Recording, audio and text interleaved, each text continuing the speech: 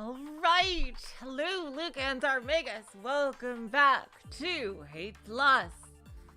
Last time, we finished our little archive and had our power for the day shut down, and had a bit of a interesting thing with the time. Oh my god, that was, hello Doors, welcome to the stream. That was really interesting, I have to say, with the whole time thing. And now it should work. Yep, day 2. Ready to play. We know what that means now. Hello, OA. Welcome to the stream. It was a much more lighthearted, well, mostly, except for the breakup part, episode of the archives, which I'm really glad to see, because, damn, wow, oh. This is a pretty heavy game, and I'm so glad the AIs are here to lighten it up. With Mute and Huna as with their antics. It's interesting, like, Huna is like, almost like the straight man to Mute's antics in this one, which is, pretty funny, if you ask me, like, given what, given what they're supposed to be. The, Luca, not really. It depends on how much we get through and how much the game lets us get through. Hello, T. Welcome to the stream. And I just find it funny how Hyuna is just there reacting to everything that Mute does. Like, what do you mean? Come on, give me a break. Seriously. Let's get back into it. Hey, you two. You're gonna talk to me, right?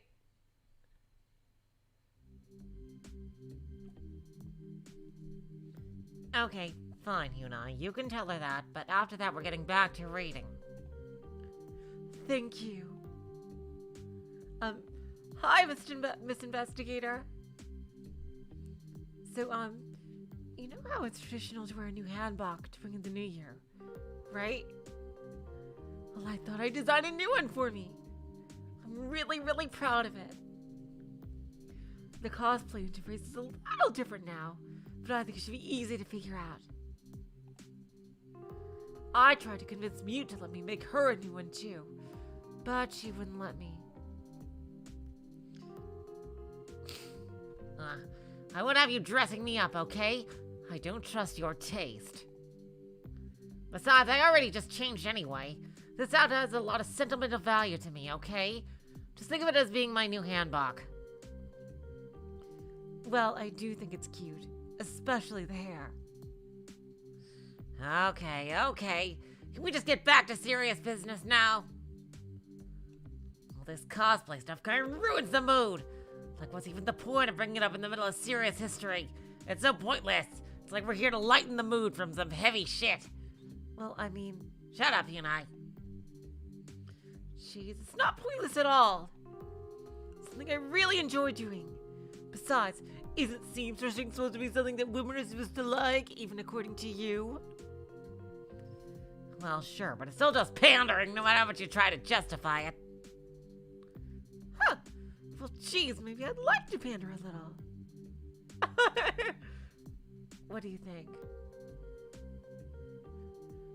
You don't mind me having a little fun pandering to you, little Miss Investigator, right? I mean, so long as it's you, so long as it's something you like. Great.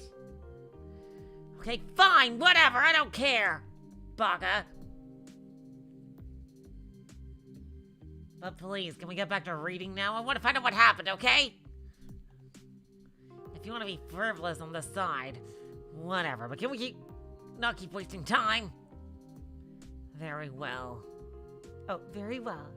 But I think you should switch me over to the new hanbok first. I think you'll like it. Well, if you want it, you and I, then absolutely. And we have a lot of power now. Okay, cool.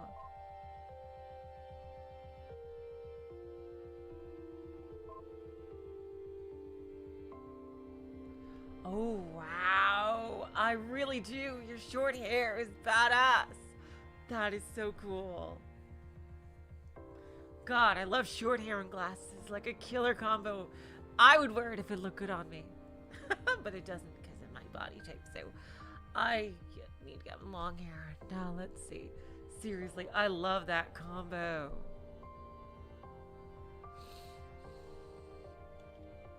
Alright, let's do it. Oh, I believe we have to disable to extract some new documents. And I believe everything that we had to do was literally everything else from blocks M1 and M2.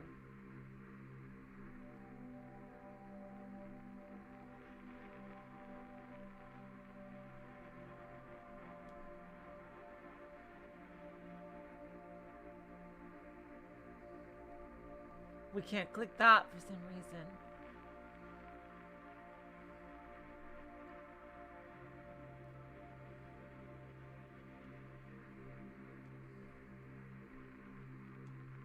And 2, and I believe there was...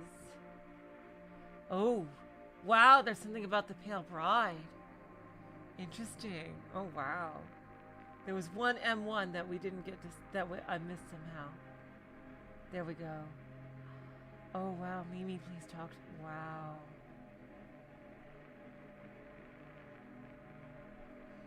Old Mute the Death. And, yeah, block 6, I think, is M6's endgame time. All right.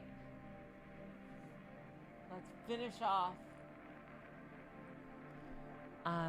blocks M1 and M2.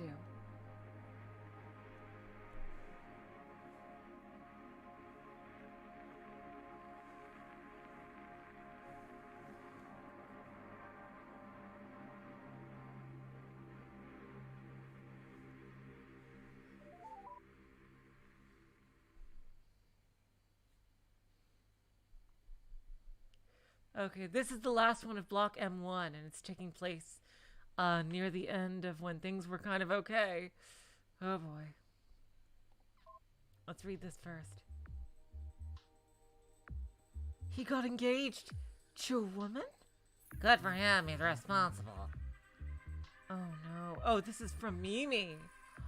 Oh wow.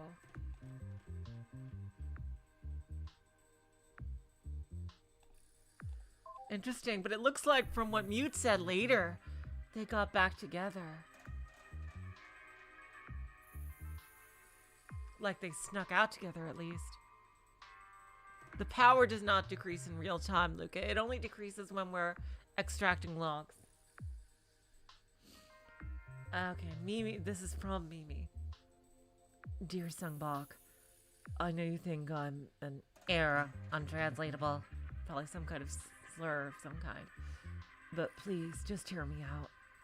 If I have to beg, I'll beg, but just please, after all the good times we shared together, I think I deserve to be heard out. I wish you could understand. She's just a woman. I'm sorry, you're absolutely right.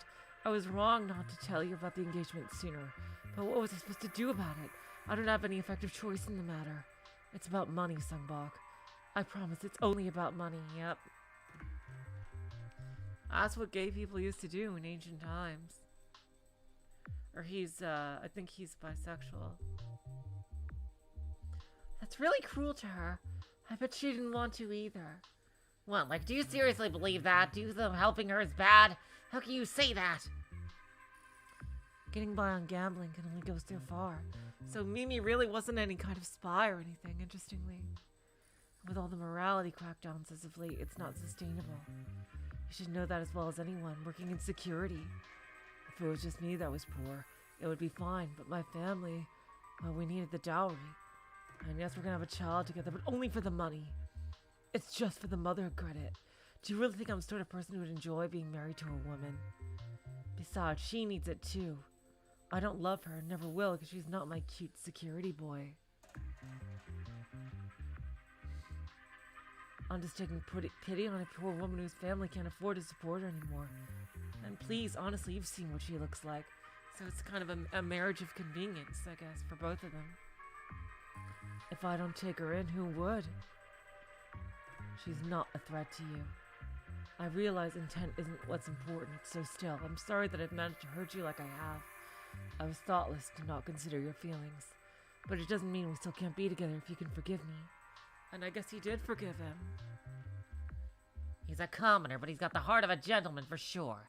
Geez, Hyuna, show some respect. It's admirable. It's very sad, but I guess to get money, it looks like that they had no choice. What's going on for both couples?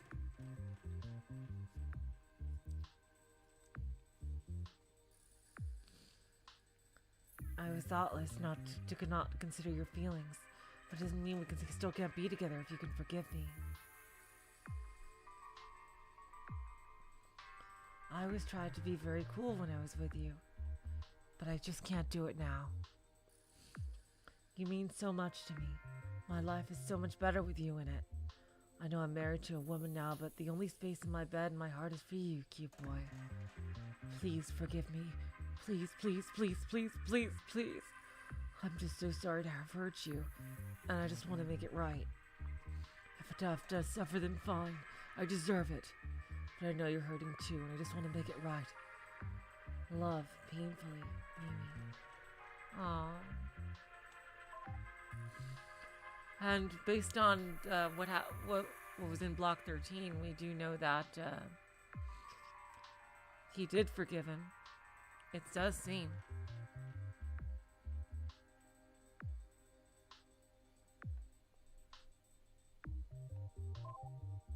Alright, now we'll go by blocks so I can see the, and we officially read everything in Block M1. Yep. So now to fill in the blanks of Block M2. Oh, M3 is the missing one.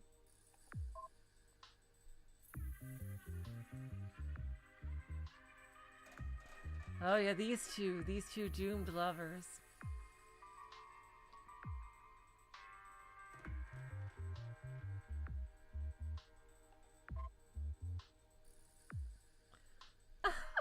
Girl feelings. I knew what those are like.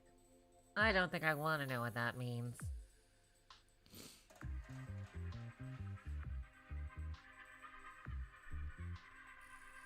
Yep, Meijin, yep. Her, yep. God damn it. I'm gonna keep doing it. Dear Diary. Oh, I am so in love. I just got home and after I finish eating, I need to go to work. But right now I gotta.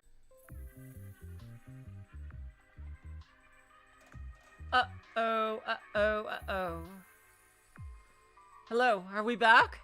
My lights just flickered, so, ooh, power might not be being very reliable right now. Sorry to say. Oh boy. Oh boy. Oh boy. Jeez. Thank God that the internet didn't go completely out. I'll just reread this since I just started. But, Hyun-ai is sending me, seriously. Yeah, I'll just start it over. Yeah, my lights just flickered, so if I go off and stay off, you're gonna know why. If worse comes to worse, I'll piggyback off my cell phone again, to get a signal, because 4G never dies. Yep, my lights just flickered. I had a little brown out there. Thank God it didn't affect my internet connection too much, because I know when the switch is turned off on the modem, then the internet will just it'll take like at least 2 full minutes to reload. So yeah, if it stays permanently off, this is a laptop, so it has power of its own, and I can always piggyback the internet signal to 4G. It's 93% power, so we should be good for the stream. One of the many advantages to laptops. Okay. Now back to this. Girl feelings. I knew what those are like. I don't think I want to know what that means. Hyun-ai is just... God. Seriously, Hyun-ai. My girl. Dear Diary. Oh, I'm so in love. I just got home. And after I finish eating, I need to get to work. But right now, I gotta write down all those because feelings. Yesterday on a date together, I actually held my hand. And public. I thought she was worried about being seen with me like that before, but I guess she changed her mind. And that was even before dinner. I mean, afterwards I wouldn't have been surprised, because she insisted on us going through a lot of wine together. She gets really possessive of me when she does that. Please, dear, I insist, she told me as she ordered the second bottle. Money might be tight these days, but it's worth it to see you get old, giggly, and affectionate. Oh. What? I don't even know what you're talking about, I said. That I could not but giggle. Oh, fine. I mean it. What even is this? In the absence of men, do all women just naturally play married? Jeez. I mean it truly, especially with how little I seem to see you lately. She said sadly. Well, we're gonna spend a lot more nights together once we really get to a place of our own, right? Yes. I really can't wait until we can. If I could take it back to my home, it would be fine. But no way am I sleeping with that one of my parents on the other side of the screen. Getting a place of our own on the same deck is still the only option. I can't wait! Oh boy. Why wouldn't she? Is Sejong a noisy sleeper? Oh, Hyunai. Seriously, Hyunai, you read the... Oh no, Mute showed me that log. I don't know if Hyunai had the access to it. Hyunai, you can't be that innocent. Really? Really, Hyunai? Are you that innocent? Oh, poor girl. No, wait, you can't be that innocent. You had sex. There's no way. Hyunai.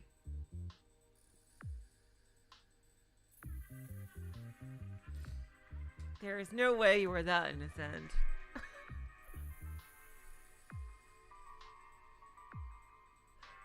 Right, she said, and then she took another drink. Afterward, we went back to our cozy apartment behind the theater, and we drank some more. Pretty quickly to the point where in the evening where she could just not keep her hands off me. Which, oh my gosh, I still cannot just deal with it all! At all! Oh my. Maybe, like, you shouldn't be reading things like this, Hyunai. You know, I stammered. If you keep being like that with me in public, all those fangirls who call you big sister are gonna get jealous.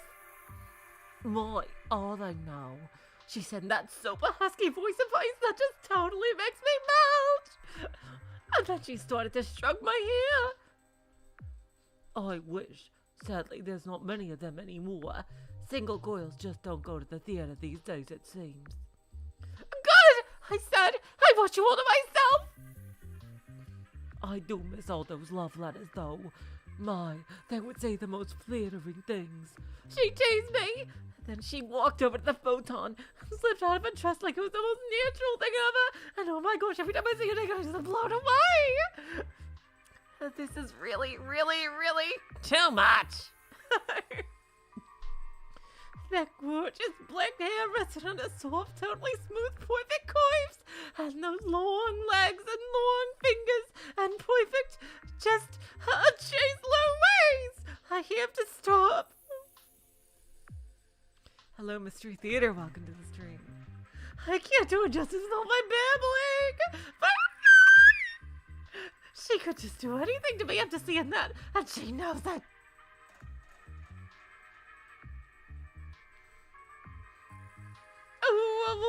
Well, I could call you that too, and I know way more about what makes you beautiful than all those girls did anyway. Do you?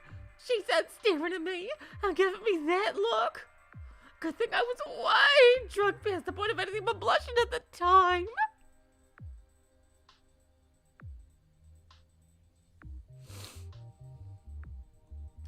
Because I really would have done it otherwise, and then she just teased me for that too. Come here, she told me, gesturing. I had no choice but to do what she said. I love this outfit of Hinai.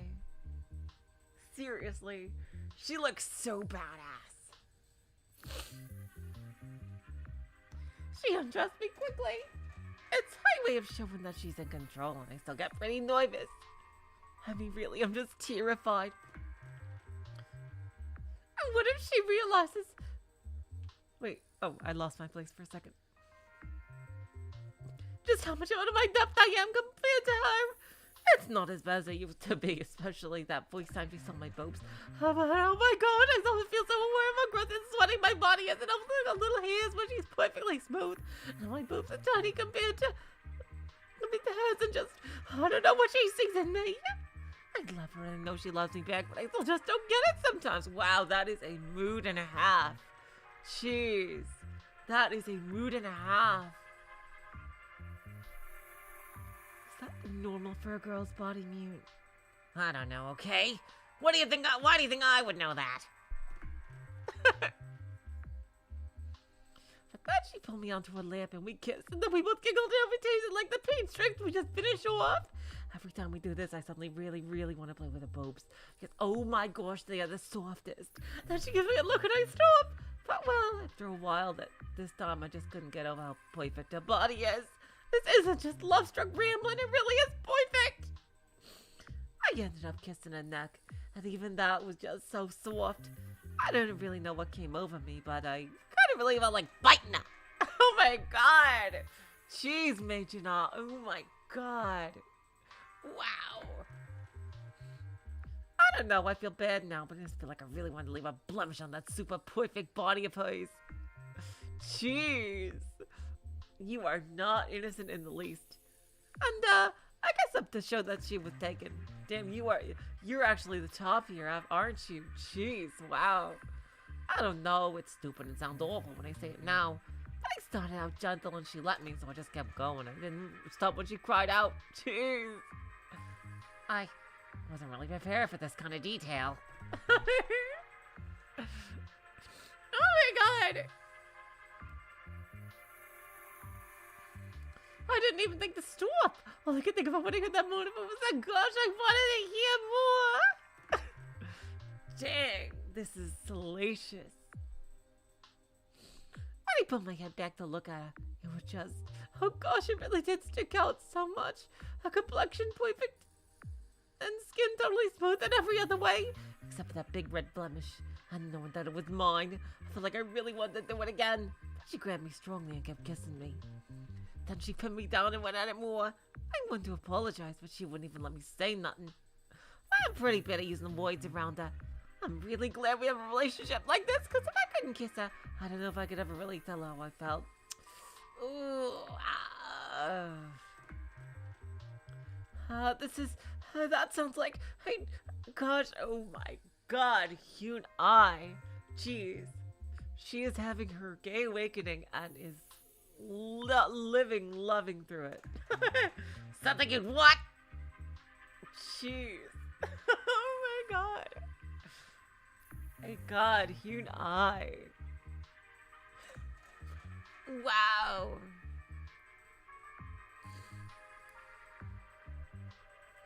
And then she went down at me and just completely totally melted under her. I really wish I'd done the same for her. Even though she's pretty much a natural at me making me cry out and they never know what I'm doing. She pretty much both fast out right there before I could. When we woke up, we were just all tangled up together naked. Nothing but sheets, and she slept with her head in my waist. Nothing at all. I don't find it romantic even slightly. Okay.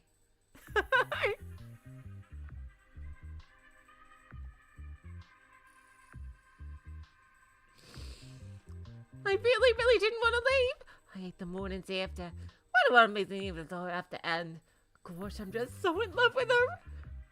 I wish it was possible to spend an entire day with her and not worry about the work and scramble up in the morning. And why do we already live together? It's not fair. Yeah, I'm keeping doing it. It's just gonna keep happening. Jeez.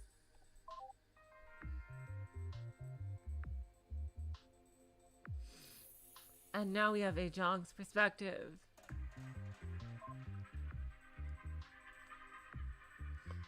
Oh, That's bad. Yes, it was bad from the start.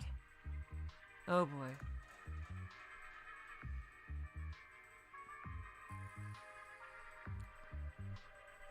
With every passing day comes increasing worries about what the next will bring.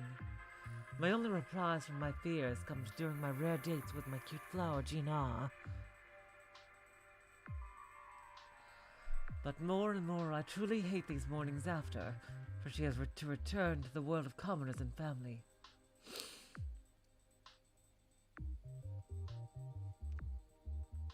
And I will return to mine to discover that the attendance at the Silver Eternity has dropped again, and Sutton's patron has threatened to rescind their donation.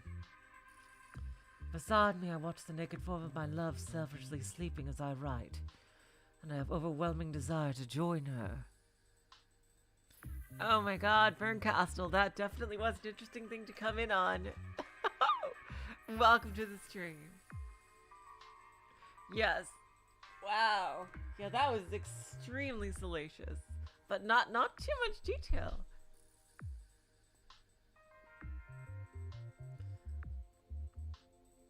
And I have both an overwhelming desire to join her and trepidation towards the inevitable awakening the next morning. I long for nothing more than to be able to rest my head on her forever and never have to leave. Yet I cannot, and I know that things are troubled. Before she arrived at the theater to pick me up, I was in conversation with a patron who offered, as many of others have, to alleviate all my financial worries at the price of offering him something of mine that my beloved wants all to herself. I let him show the typical amount of inappropriate affection. His hand on my cheek as he made his extraordinary demand. And when I declined, it was not out of a sense of dignity, but out of love for Gina. I don't know what you mean by Cynthia voice, Luca. I'm trying to recall a character I voiced called Cynthia, but I have no idea. I am drawing a blank. I'm sorry, Luca. If you could remind me.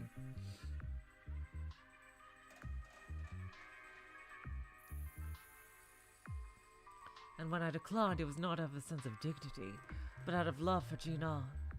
Still, she walked in that sight, and when she said nothing, I am certain that it worried her. Yeah, the only Cynthia I know is... Oh, yeah, okay, you want the Kyrie voice. Yeah, that's the one you want, yeah. Okay, Luca.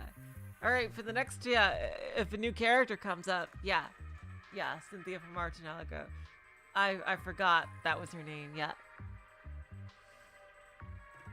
Yeah, that's the Kyrie voice. I'm using her a lot in Root Devil now. But, yeah, if a new character comes up with a scene like that, I'll try to. Of course, I won't know until it actually happens, but yeah. I haven't used that voice yet for this, series, so sure. I'll try.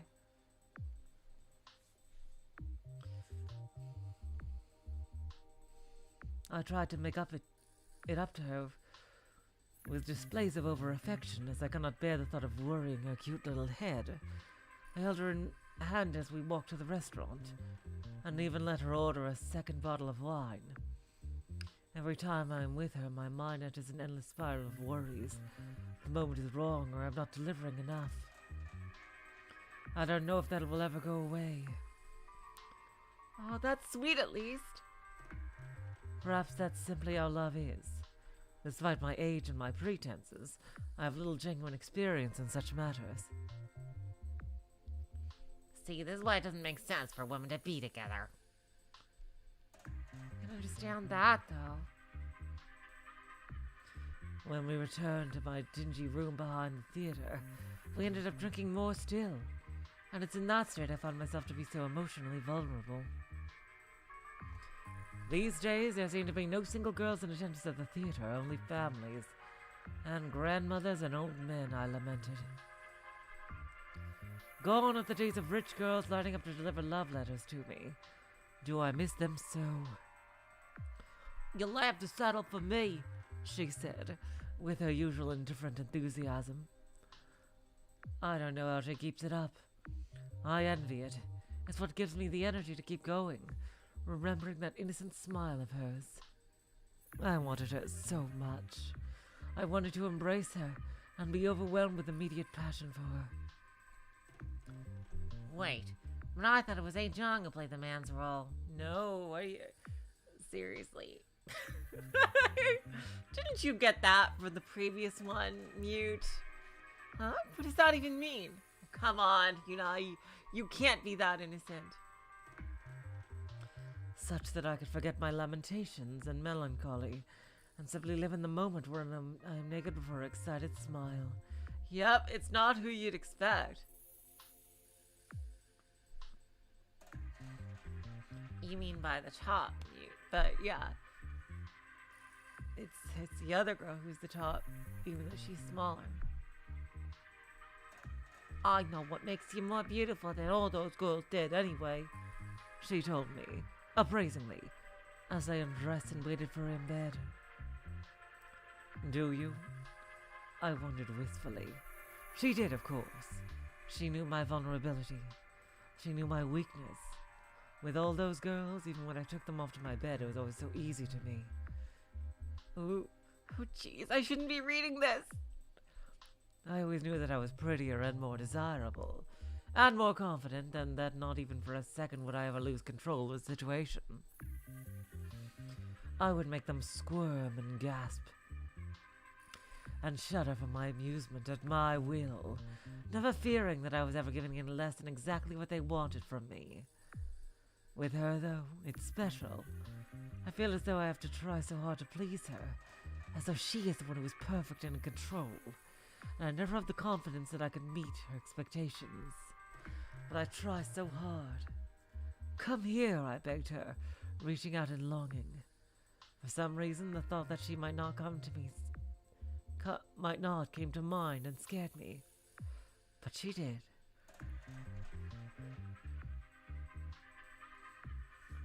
I undressed her when she let me, letting her know that she was in control even in that facet. We kissed, and when she started to giggle, I could scarcely help myself from doing the same, despite my worries and melancholy.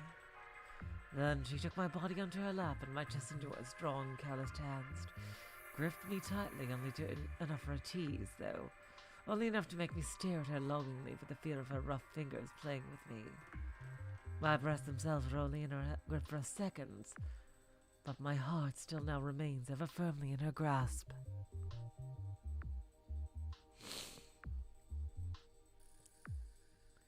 Then she started to bite my neck.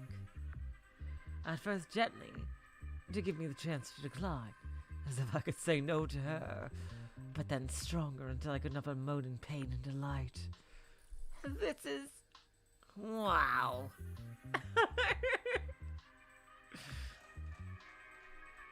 When she was done, I touched my neck. It was so sensitive, so tender compared to the skin around it, and I felt so happy that she had found a way to leave me with something, an outward show of her love that wouldn't disappear when she left for work. I had to thank her. I had to kiss her and show her my gratitude in the most eloquent way I know how. As I pinned her down, giving her attention where she most deserved it, I felt like for that moment all our barriers to communication had been lifted, that I knew what I was doing was good enough for her, and what she wanted from me, and that I had nothing else in the world more to worry about, save for trying to draw more pleased noises out of her. She got louder and louder as I dedicated myself to her.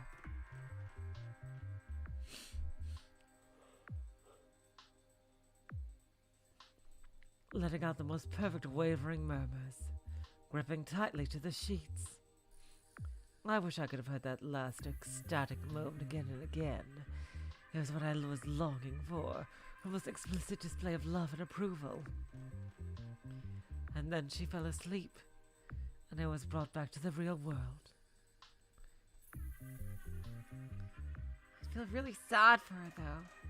How is that supposed to be innocent?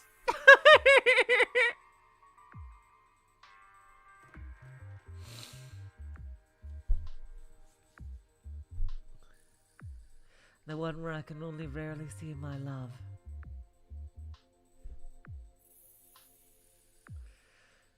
by the holder of that innocent smile, seeks naive dreams of living together, that with each day we can afford increasingly less. And so I write down my feelings in hopes that I can hold on to them when she leaves. Oh God. And perhaps find strength and comfort in them. And now I'll go to sleep at her side as long as I am able. And naked before her, adorned only by her mark on my neck, I'll declare I love her as much as I hate the mornings after.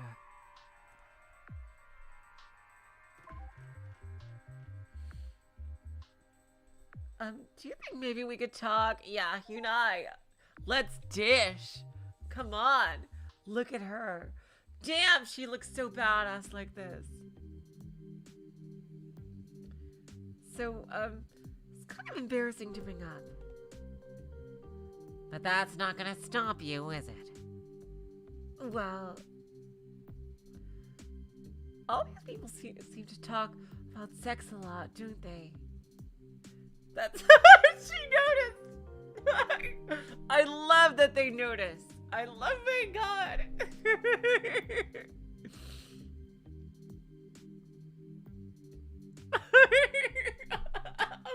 What do I even say to that?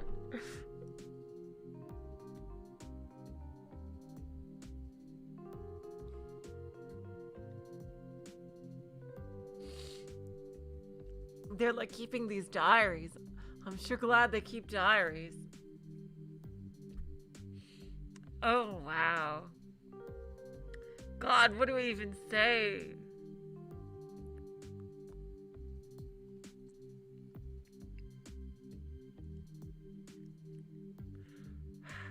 Seriously, I'm like trying to like, which option would like pick, which would further the conversation best?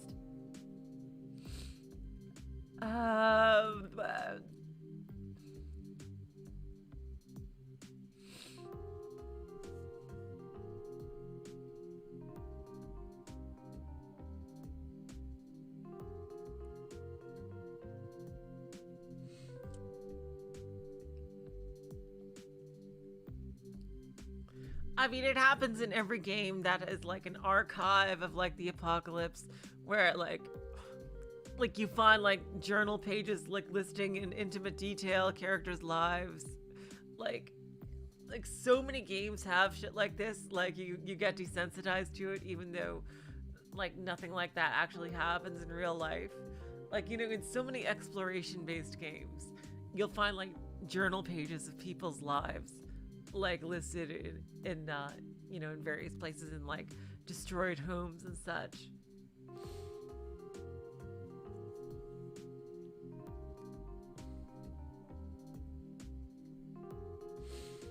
Oh God, which one?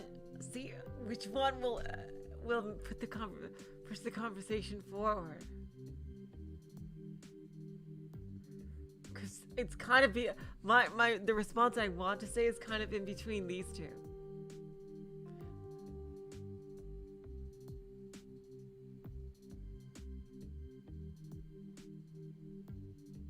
Okay, this is the one she seems to like. Yeah, I guess it is. But... What but? Yes, it really is! But do you think maybe that's something you'd like to talk about? Well, I mean... Oh, just stop stammering and admit it already! Fine, I do. I just find it really surprising that everyone from Year Zero talks about that so directly.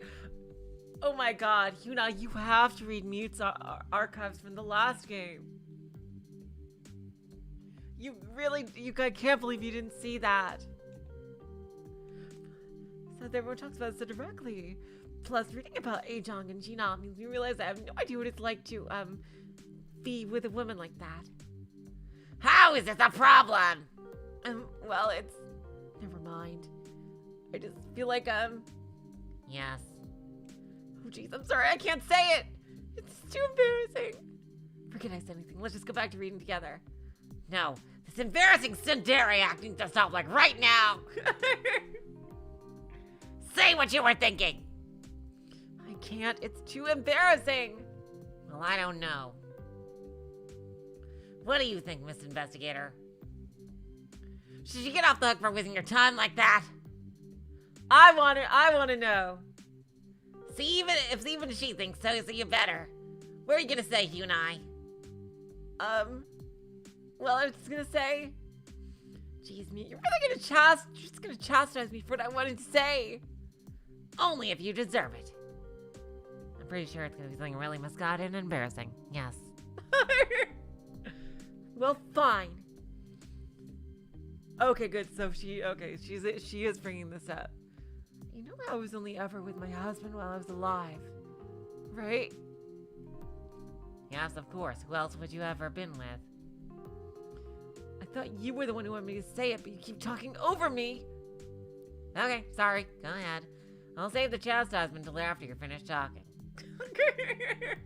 These two are like a freaking comedy act. Thanks, I guess. Well, I really enjoyed being with my husband at the time. It was really nice. Yeah, I remember you said that too. But now that I think of it, I don't really remember why. Maybe it's something you need to have a body to understand. I don't remember what it feels like at all. Reading about all these things, all these people and their relationships. It makes me believe in romance again. Oh, you and I. And it makes me want to experience, well, you know, being together with a woman. You and I, you know, I don't think this is something I've ever said. But, like physical, actual intercourse shit, I could take or leave. I'm pretty much ace like that. But like, I'm not like against it. But like, I don't need it. But if the person I'm with like wants, then sure, yeah. Together with a woman, and like, oh geez, you and I just stop. So you know, in this universe, sure. Look, I know you think I'm judgmental, but take a little bit of sisterly advice, okay? What are you gonna say, Mute? You're just going through. Oh, you're talking on the side. Oh my god. All right, if you say so, Mute. Mute, what did you say to her? I'll keep that in mind. Sorry, Miss Investigator, it's a secret. I'm sure you understand. Well, anyway, I guess I'd like it a lot if I could get back to reading about these sorts of things with the person I like. Oh! You and I, what did I just finish telling you? Jeez Louise. Sorry. But let's get back to it then. Yes, please. I guess you could say I'm more into romance than physical affection. Oh wow, some new stuff. Layover on Earth, Tourism Earth. I love reading about like the world building of the overall like the modern world here.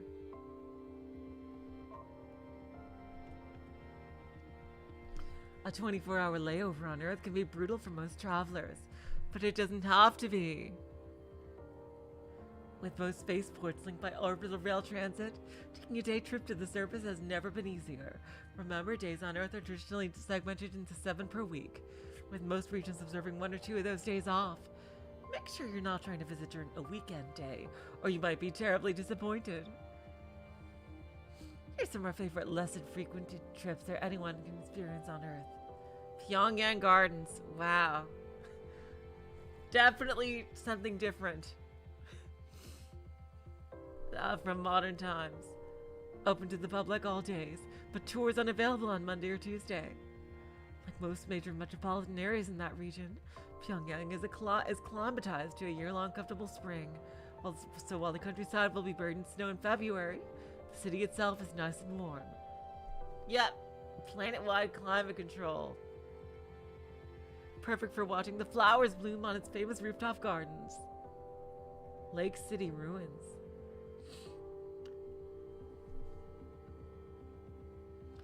Closed to the public on Sundays. Experience a guided tour to the preserved ruins of Lake City to see a glimpse of quaint 23rd century life. Tour routes are well marked, well monitored, and completely safe for any visitor.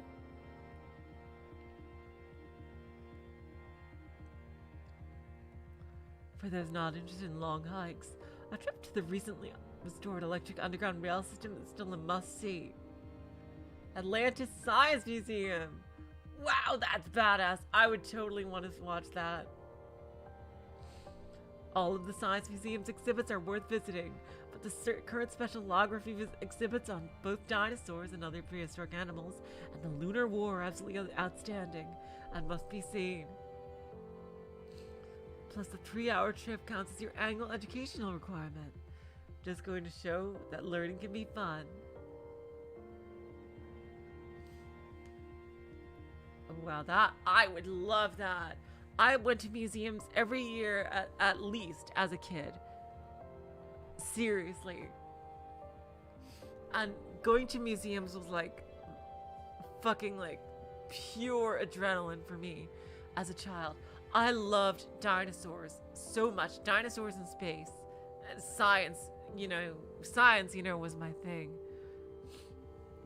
Like, seriously. Oh my god. I love the New York Natural History Museum so much.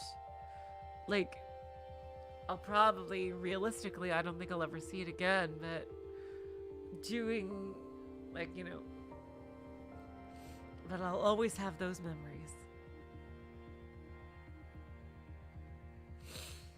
Seriously, that was awesome. I love these little world building things that we're getting.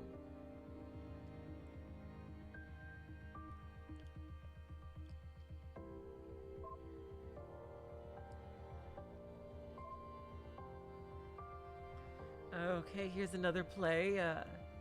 Oh, this is actually interesting. This is actually a couple of days before.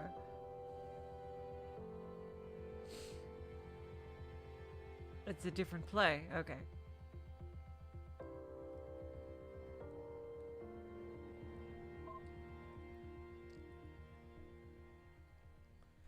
Tamed, huh?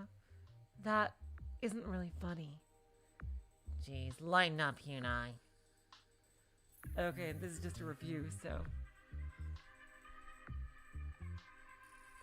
It's not that Rendezvous in the Dark has no redeeming qualities, or that it fails at what it sets out to do. It's about Miss Hong, Hei Chang, oh boy, a troublemaking schoolgirl with a heart of ice, and her overwhelmingly generic upperclassman kill, Lee Tai-ming, who for reasons of plot contrivances end up chasing around and antagonizing each other for 2 long acts, until the end, where Hong is naturally tamed and the two marry. Jeez. As far as this kind of mediocre play goes, it's the best I've seen. But pinnacle of mediocrity is still mediocrity. Ugh. You know what? In an era, like, in a time when you only have fucking plays, like, what happened to your digital media? I guess they don't have the resources to make, like, new video games or movies and such. Jeez. The problem is it doesn't tell a compelling story. Or have any cohesive themes. Because it's not supposed to.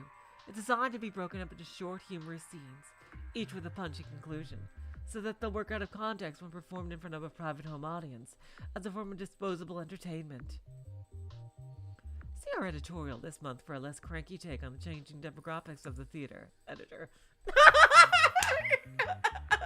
Oh my god!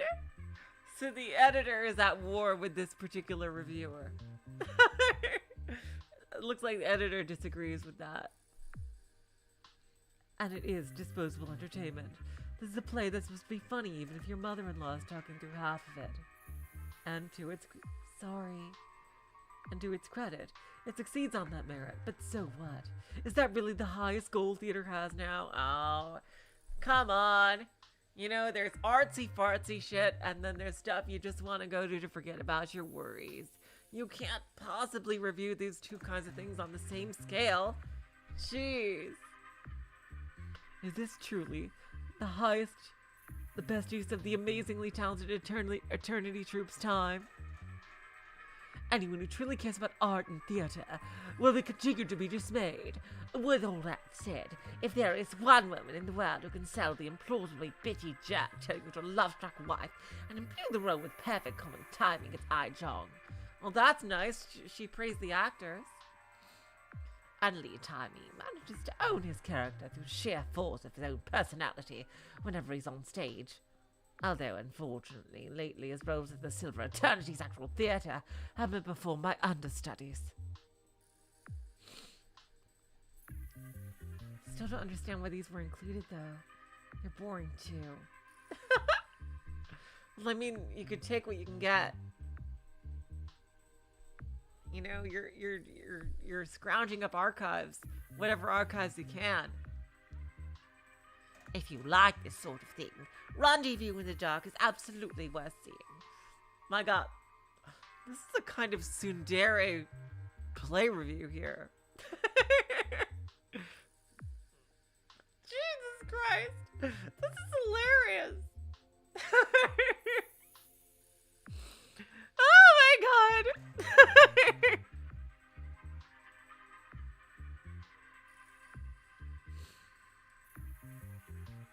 If you only go to the theatre to leer at beautiful actresses, well, you can't go wrong with the ever-lovely Ai Zhong. More discerning audiences should stay away from the pale shadow of what the Silver Eternity used to be. 2 stars. Pah! Rendezvous in the Dark is currently being performed in its entirety at Silver Eternity Theatre, and selections are part of the Truth private performance set. Oh my God. This is oh my God.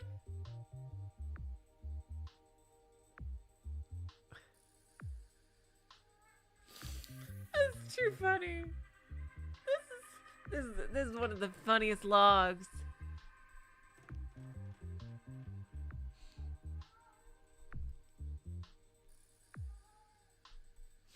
Oh, IGN, is a piece of shit. IGN, never forget, IGN gave Imagine Party Baby 7.5 and higher than Paper Mario the Thousand Year Door or Phoenix Wright Dual Destinies. Yeah, just remember, IGN is bullshit. So do not trust IGN. Seriously. No.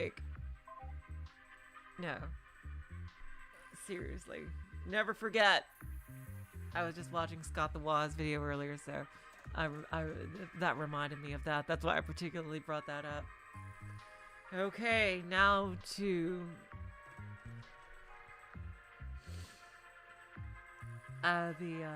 when the relationship falls apart. And I'm guessing this is when she accepted being part of that guy, to live with that guy. Very similar to the previous relationship. What happened with them? Except these two broke up instead of secretly seeing each other.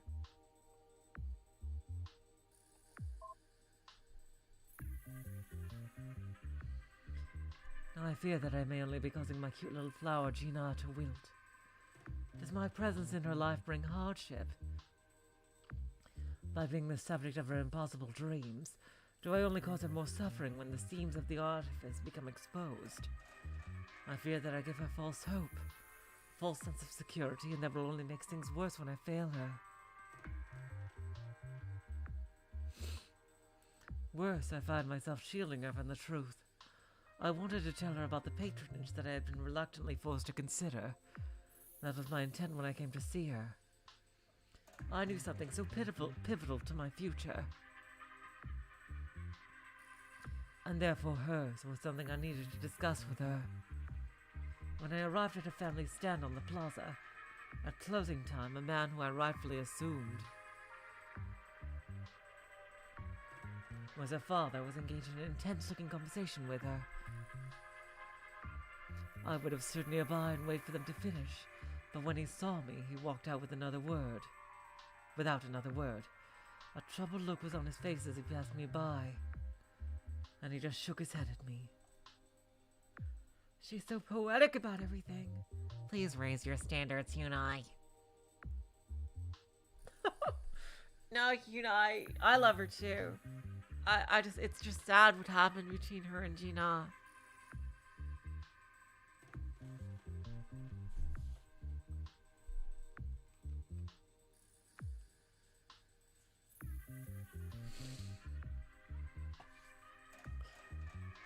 Anita shook his head at me. In retrospect, I know exactly what the look signified, and I cannot in good faith disagree with the sentiment, for I know it was out of earnest concern for his daughters, my love's well-being. But at the time I knew not what to make of it, and was more concerned with Gina herself. Well, fathers don't always know what's right. Yes, they do. This is not the same thing as yours.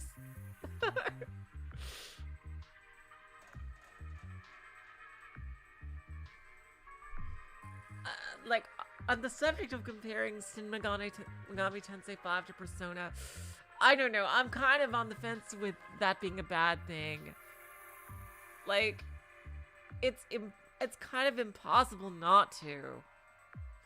Like, seriously, they use the same demons. Like, they're made by the same company, and they were originally part of the same series before Persona broke off.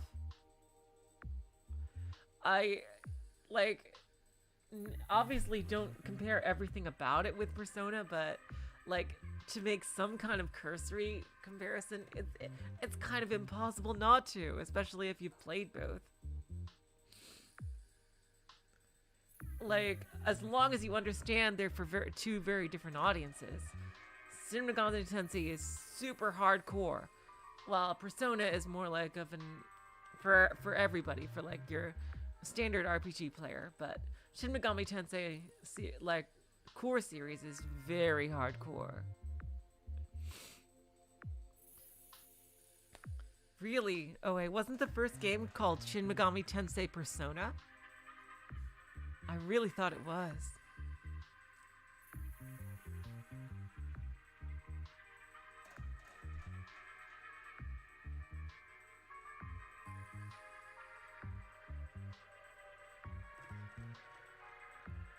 Alright, anyway, let's get back to this.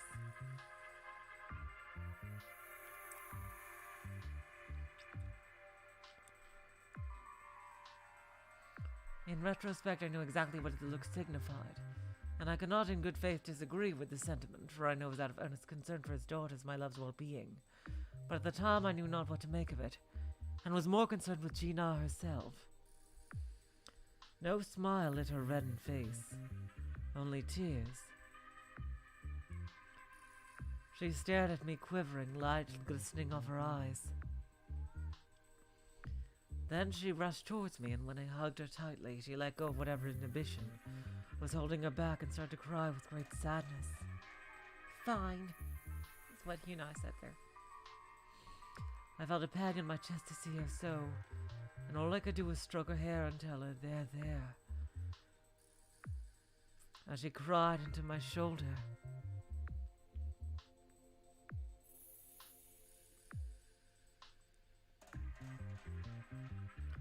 Sorry, that was a little too harsh.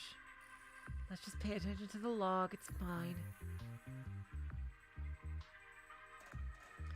I wish I could find her a more private place than just letting her cry in public, but her home would be more crowded. And the back room I sleep in was used during the day. Back room, jeez. If only I still had the apartment behind the theater. Oh, wow! She lost that. That's horrible. At least there weren't many people about at this hour. After a while, she calmed down a little bit. Or at least ran out of energy to keep up the sobbing. And I sat her down. Oh, little flower. Do you wish me to get you some tea to help calm your nerves? Then we can talk about it, I offered. She nodded. Thanks, she said, and I was grateful, because I needed it for my own nerves as much as she. I left her alone and hurried to the nearest machine I could find in the plaza. When I returned, she didn't seem to have moved at all. I sat down next to her. Canty, Yeah, you get it from a vending machine. It can be either hot or cold. It's really good.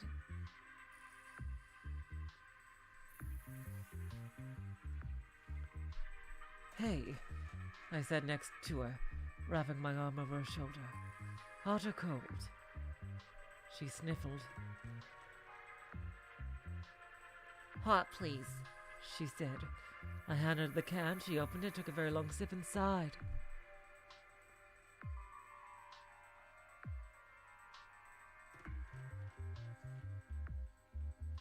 They also have canned coffee, but my parents never let me have it.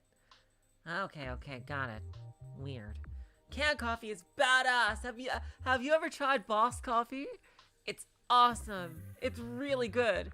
Although the cans that it comes in is super interesting. Like, the cans are made of really thick aluminum for whatever reason, so you'll get to the end of the coffee a lot sooner than you think because it's heavier than you would expect it to be. But the metal seems like to be such high quality that they make the cans of Boss Coffee in. It almost seems like it's a waste to throw them away, but you have to because I mean, recycling. But because what are you gonna fucking do with a can?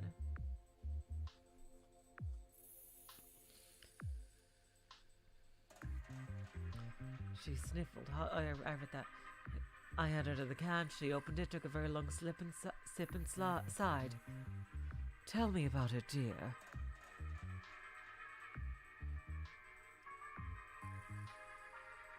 I told her, pulling her in close.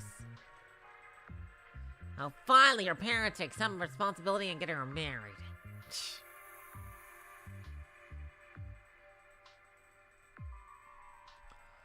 Wow, are you serious, Doris? Tommy Lee Jones is still acting. That's amazing. Holy shit, Doris, that's crazy. I don't think I've ever seen those ads. Dad wants me to get married, she said in a wavering voice. My family gets so paid so little these days. It's hard with 5 people in our one-room home. And well, just look how big I am. I practically eat it up for 2, she said, laughing awkwardly. Then she started sniffling again and took another sip from her tea.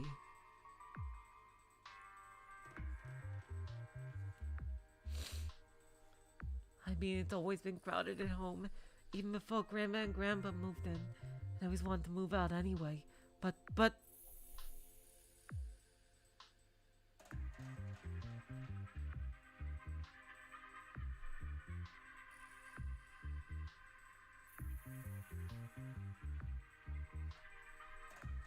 But we can't afford to, I said with what we both already knew very well. Or we'd be drinking wine together in restaurants and a vending machine tea in the back of a stall. She started to cry again, and I felt another pang in my heart. My levity had only made things worse. Yeah, she stammered between sobs. Dad was talking to me and all. Please just hear him out. He's a good man. I mean, the guy himself, I'm sure he's nice, but I want to be with you. I love you, I just want to be with you. Oh God, this is... Even Mute is feeling sad. I held her tightly as her poor tears gripped my heart, and I wished there was anything I could do.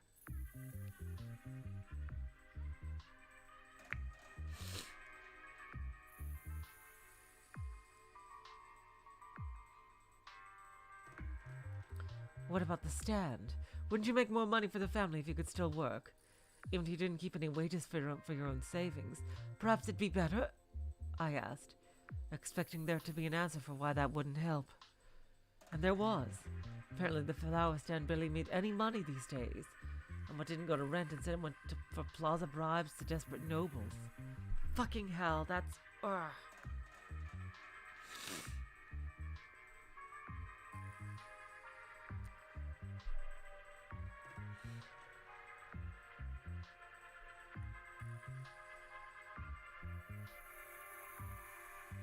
It sounded like the only reason they had it now still was for her own sake. See, this is why that kind of relationship isn't just harmless. But...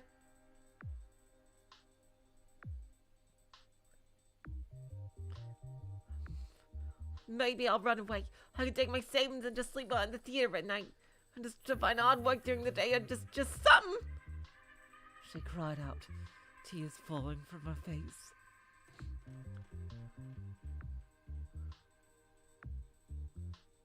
Do you know why this man wants to marry some girl he's never met?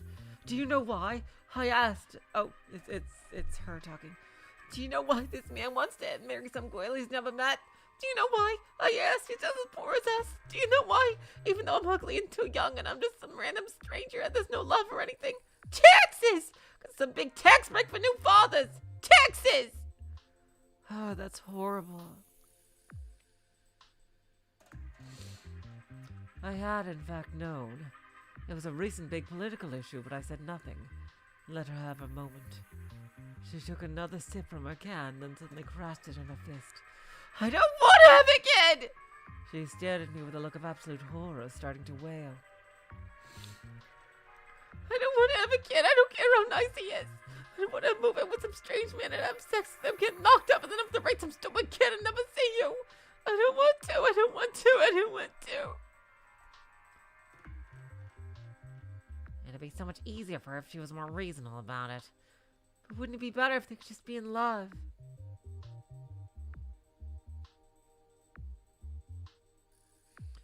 She started to hyperventilate, and all I could do was hold her, hush her, and tell her to breathe, until she calmed down a little.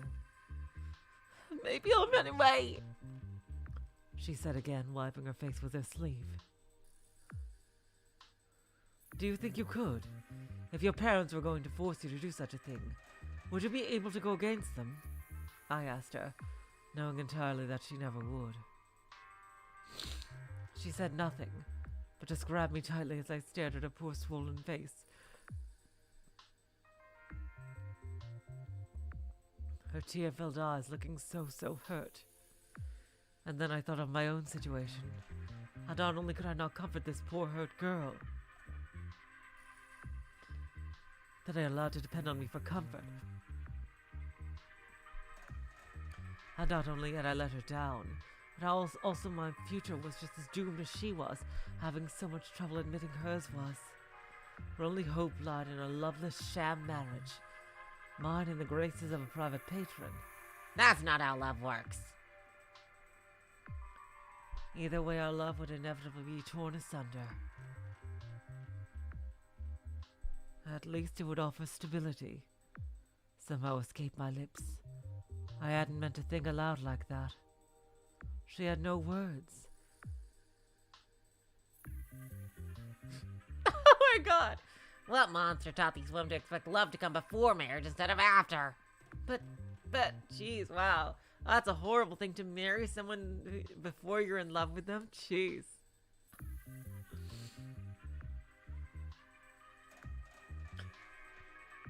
Wow, that's very irresponsible.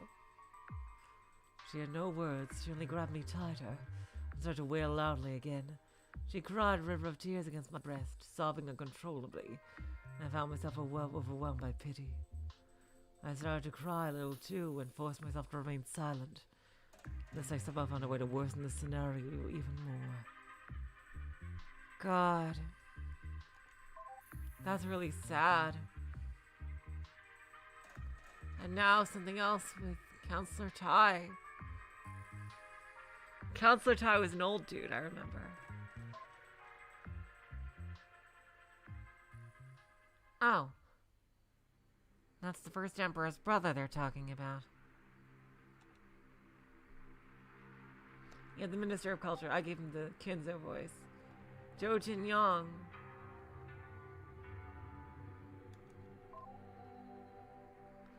Dear Counselor Zhou Jinyang, I had the utmost pleasure of being invited to Ryo Kwangsu's home to discuss business with the man.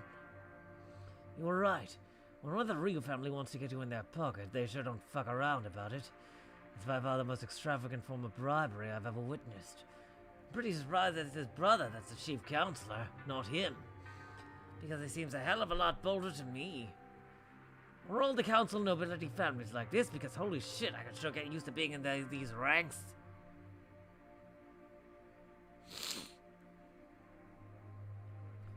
He briefly mentioned a possible deck space deal over drinks.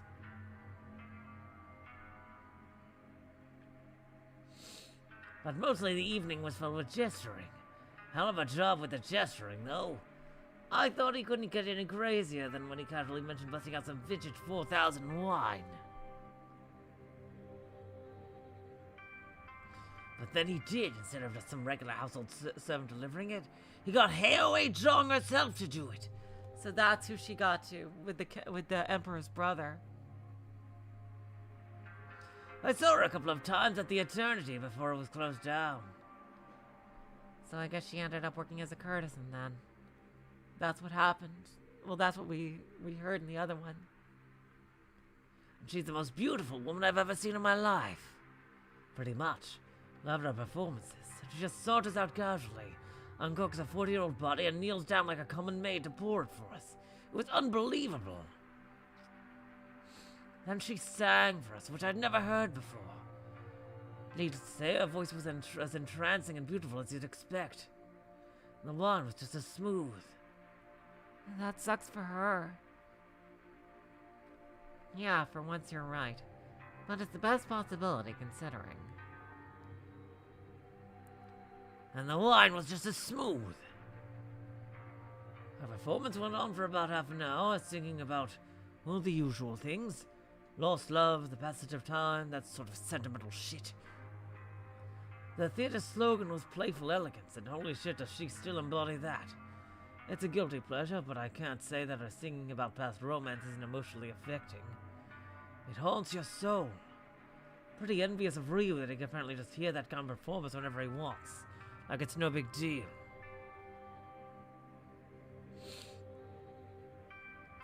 Anyway, then she sat down next to me with her legs brushing against mine. Gross! And kept pouring me more wine. Yeah, Eva got lucky with Hideyoshi. Like, she thinks, oh, it'll work all of the times. Yeah, of your sample size of one. Like, seriously. That was always freaking hilarious to me. For how intelligent Eva was, she sure didn't seem to get the concept of sample size.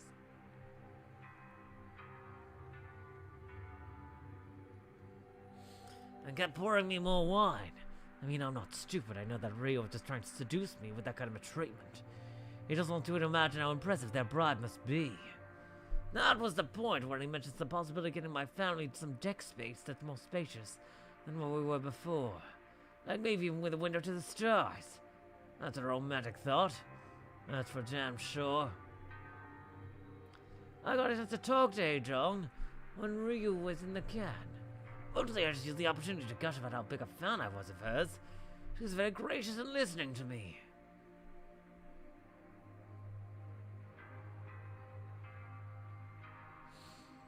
I like that hairpin you have, I told her. It's very bold. Oh, this? It's rather ugly, wouldn't you say? She said with a delightful laugh. But I promised my first love that I'd hold on to it.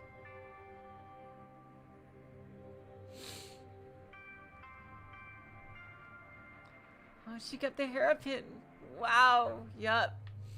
Because she still loved her. She just felt like it was a do or die situation. Then Ryu came back into the room and we talked about our days at Munghwa University. I wanted to know what things were like nowadays, and I was pretty happy to oblige with stories from my undergraduate studies. At the end of the evening, he said he saved discussing business for next time. I wanted to hear more stories about his old professors. I'm not stupid enough to think he's interested in any legitimate friendship. But if this is what my council vote is worth, man, I'll take it. They will do not do things by half measures. Well, I guess it ended well for everyone at least. Even if there was heartbreak. I don't know, it just really makes me feel sad. With regards, Councillor Tai.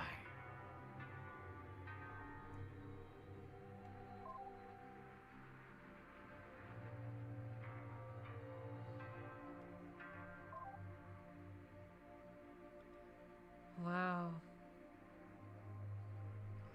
So we have yeah, so I guess M3 is the final block, but yeah.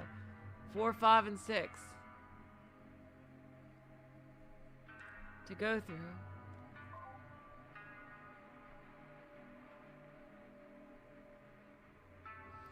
Okay, neither of them want to talk, so let's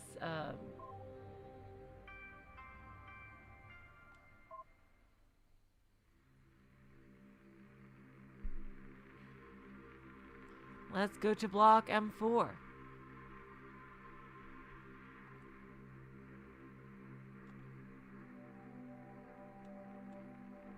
Looks like these are some records. Block M4 seems to be a bunch of records. Not journal entries.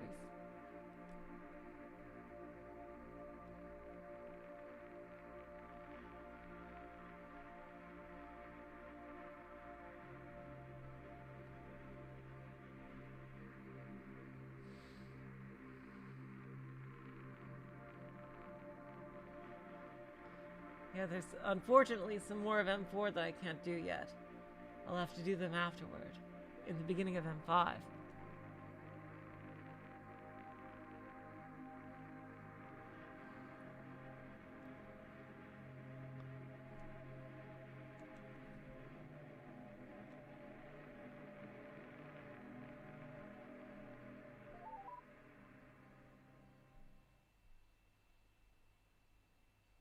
Oh wow, those tax credits were way before everything. Looks like I got everything in some kind of reasonable order, at least. In terms of dates, I mean.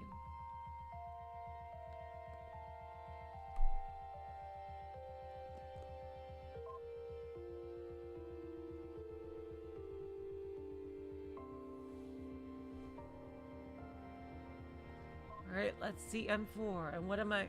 3 messages missing, and they're all at the end. Perfect! Amazing! Alright. Let me just, oh god, I didn't mean to do that. M4, definitely. We'll start at the beginning. Wow, okay. I just need a quick little bathroom break, and I'll be right back.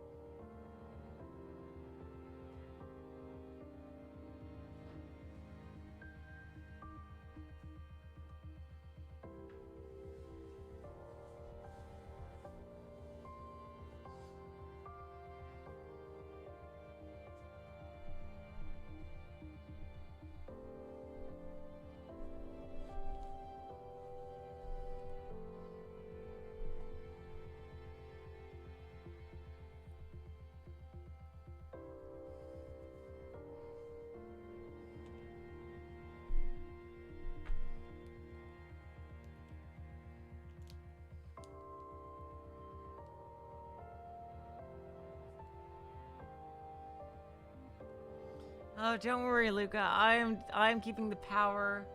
I'm keeping the power issue well in mind. Although block M4 might be short, considering these are just acts, except for the second one. These are just like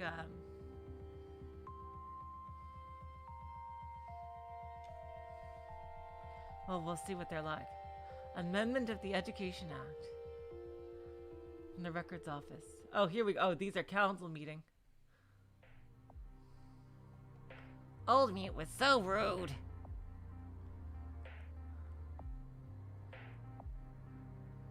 Smith was the former chief counselor of the Mengua.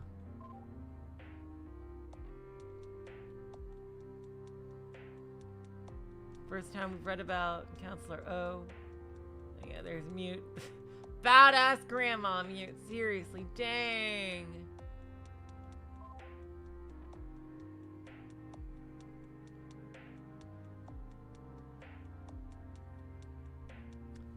Chief Counselor Smith. I forgot what voice I gave him.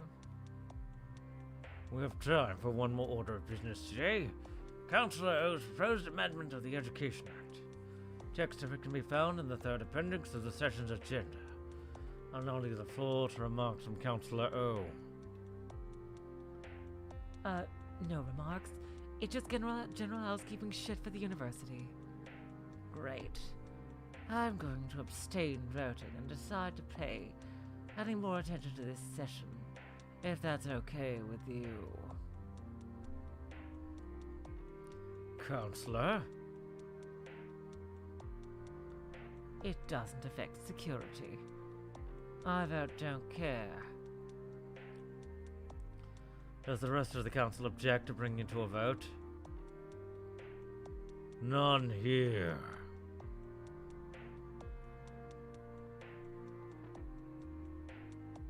First time we read about Counselor Kim. Yeah. I object. I don't understand the purpose of proposed change of our language rules. Is that really necessary?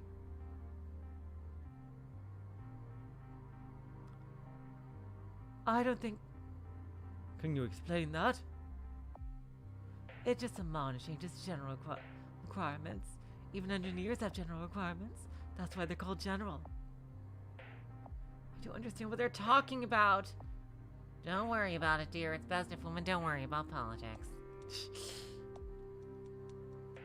I don't think we need a vocabulary lesson, Counselor.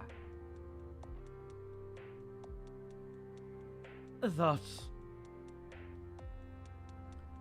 Yes, I know, out of line. Withdrawn. It doesn't sound like minor changes.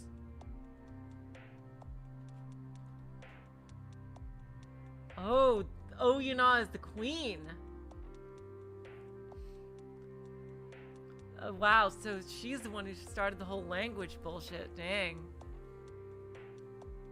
This is all requested by and drafted by Mengua University President Oh Yuna. She assures me that it's a minor change to allow students to get a more rounded education.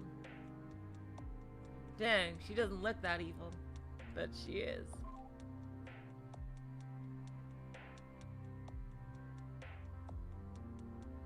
What exactly is more rounded about forcing engineers into pointless general classes? Yeah, seriously, thank you!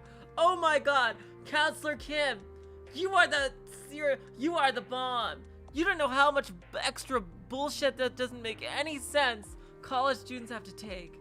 Seriously, that has nothing to do with their fucking major. Oh my god. Everyone already takes general classes. It's not Counselor Lee. Counselor of Culture was a woman. She was okay. From the Lee family. Pardon me, if I may. Certainly. I yield the floor to Counselor Lee. Do we have no photo?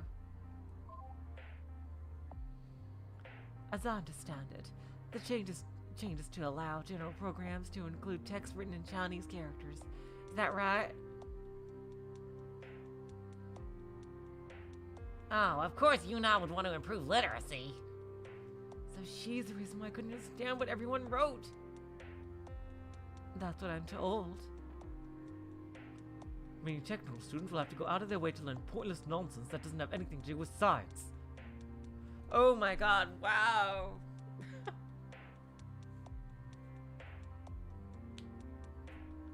Chinese characters aren't taught in public schools. That's right. The other counselors see where this is going, yeah? Does it really need to be spelled out why it would be a good thing to make educational requirements for noble professions less accessible to any old peasant as a public school? Dang! Wow! That is evil beyond evil. In case you haven't noticed, we have a serious problem with overeducated peasants already. They agitate for democracy and give me a headache. Wow! Wow! Wow! Wow! Oh my god. Jeez. Wow, this is evil beyond evil. Making things harder for them seems like preserving the status quo to me. Ooh, wow. Whoa, you back then was really harsh. Yeah, like, I respect it, but what a cold maneuver. That was my thinking. It's just housekeeping regardless.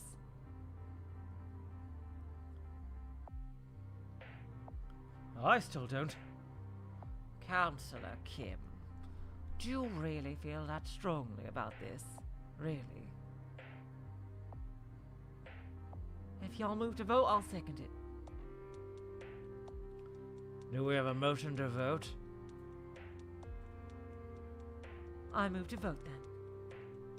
Seconded. The motion passes. How does the council vote? Council of Education is in favor. The Council of Captaincy is in favor. Council of Agriculture is in favor. Council of Security wants to get this over and done with. In favor. I can't deal with how rude she is, though. Oh, this is a new person.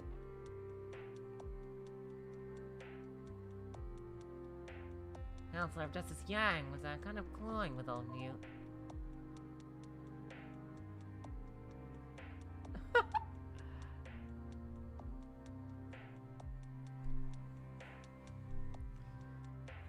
The Council of Justice is in favor and agrees with the lovely Council of Security. Oh. It's not a vote. Fine, the Council of Engineering and Science abstains. I don't care that much. The Council of Culture is in favor. Council of State is also in favor. Wow. Let the record show the vote was 7 in favor with 1 abstention. The amendment passes and will go to the President for signing. With that, I move to Council for the day to resume next Monday.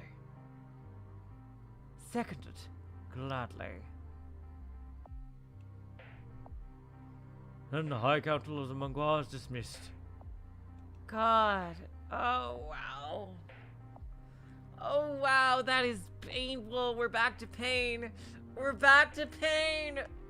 Another kind of pain. Oh, God.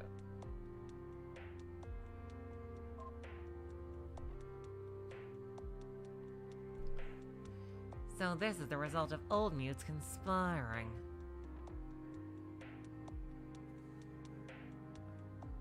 Right. With Smith and so young.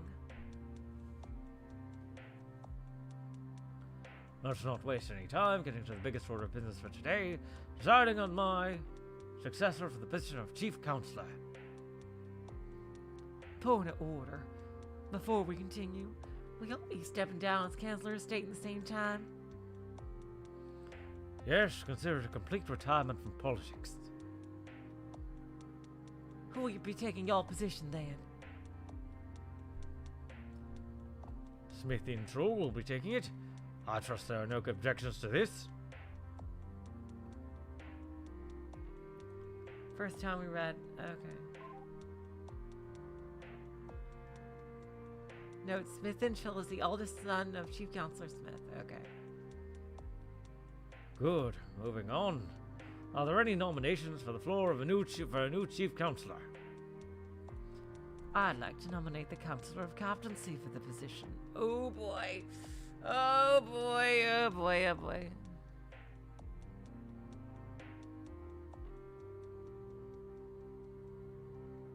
Wait, what? Counselor Lee.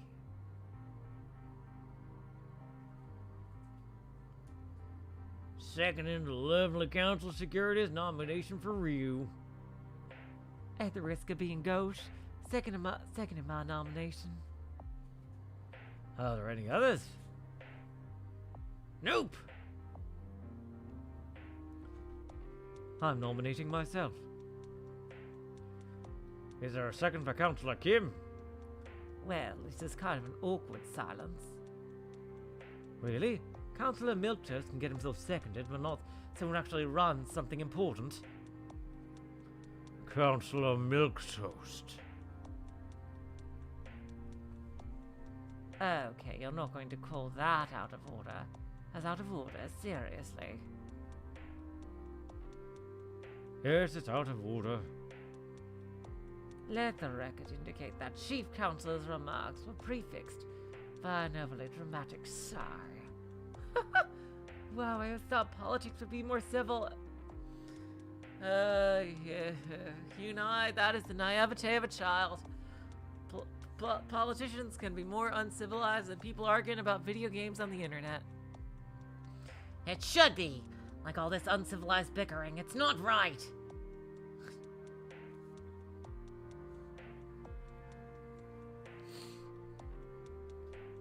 Adults can be just as dumb as teenagers and kids.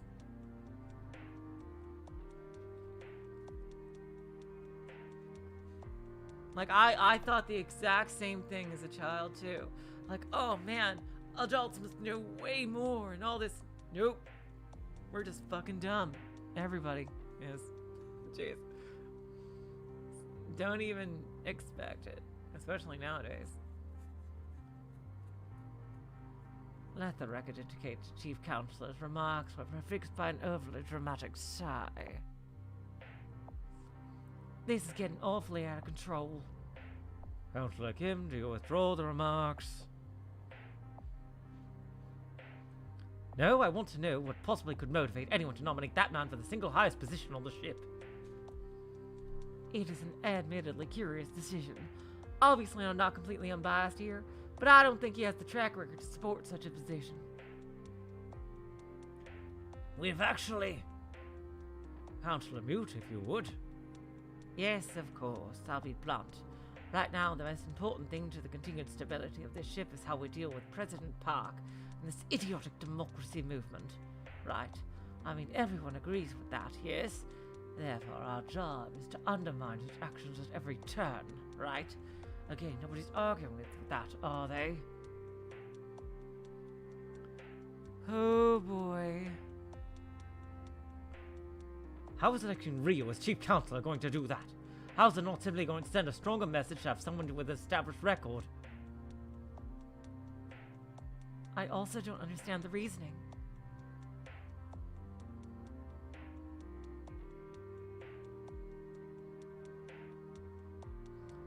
Simple. We don't want to look like the President is our enemy. If we strongly oppose him, we only make the movement stronger. Councillor Lee, tell me, what's your proposed new direction for the Council? I don't propose a new direction. I don't believe compromising to hooligans. We all need to draw a line that firmly lets the peasantry know that the High Counselor of the Mongwa won't yield to their arrogance. More importantly, one that assures the noble families that actually run the ship and won't hang them out to dry. My God.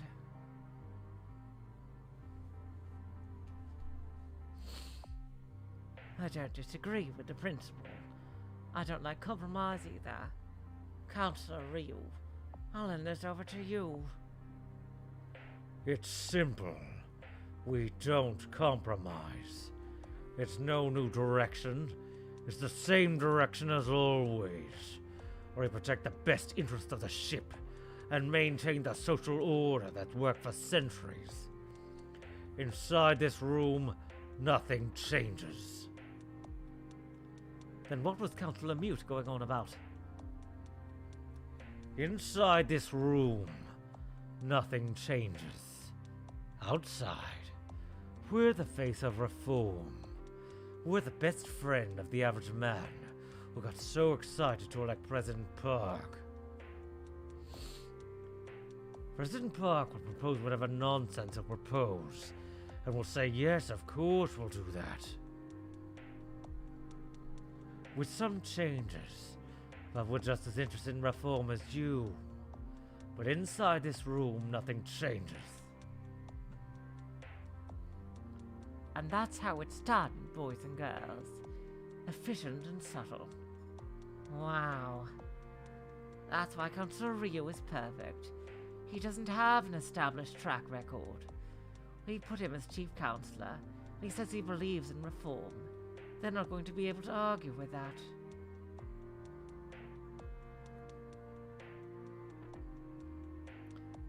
Interesting.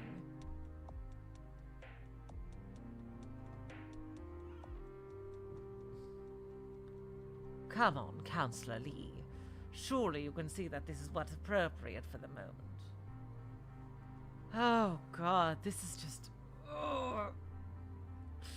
Like under any other circumstances, you know I'd happily vote for you. Believe me, I have not... 1600 years isn't a long time. She seems to bring up her age a lot, though. Believe me, I have not safeguarded this ship's security for 1600 years. Just handed over to a bunch of fools, okay? But you know, sometimes you give them the stick, sometimes you give them the carrot. Right now, we need the carrot.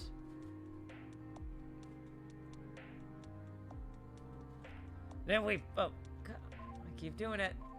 Then we poison the carrot.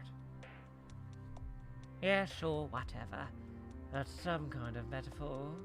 But you see my point, Counselor. Who else stands with y'all? Counselor Yang, Counselor Ryu, anyone else? Strongly. That's why I'm stepping down. High Council needs a new face.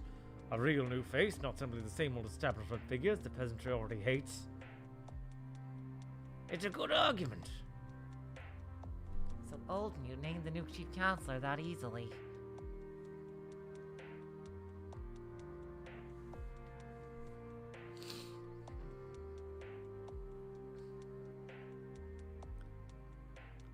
In that case, it doesn't look like anyone else is likely to get the 6-vote supermajority needed. That then is it.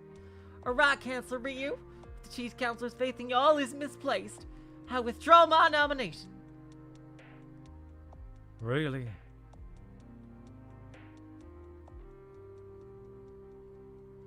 That's a point of order. It's long past the point where we usually take a break. Is that a motion for recess? Yes. I'll second it. Very well, we'll reconvene in 1 hour. Ooh, wow.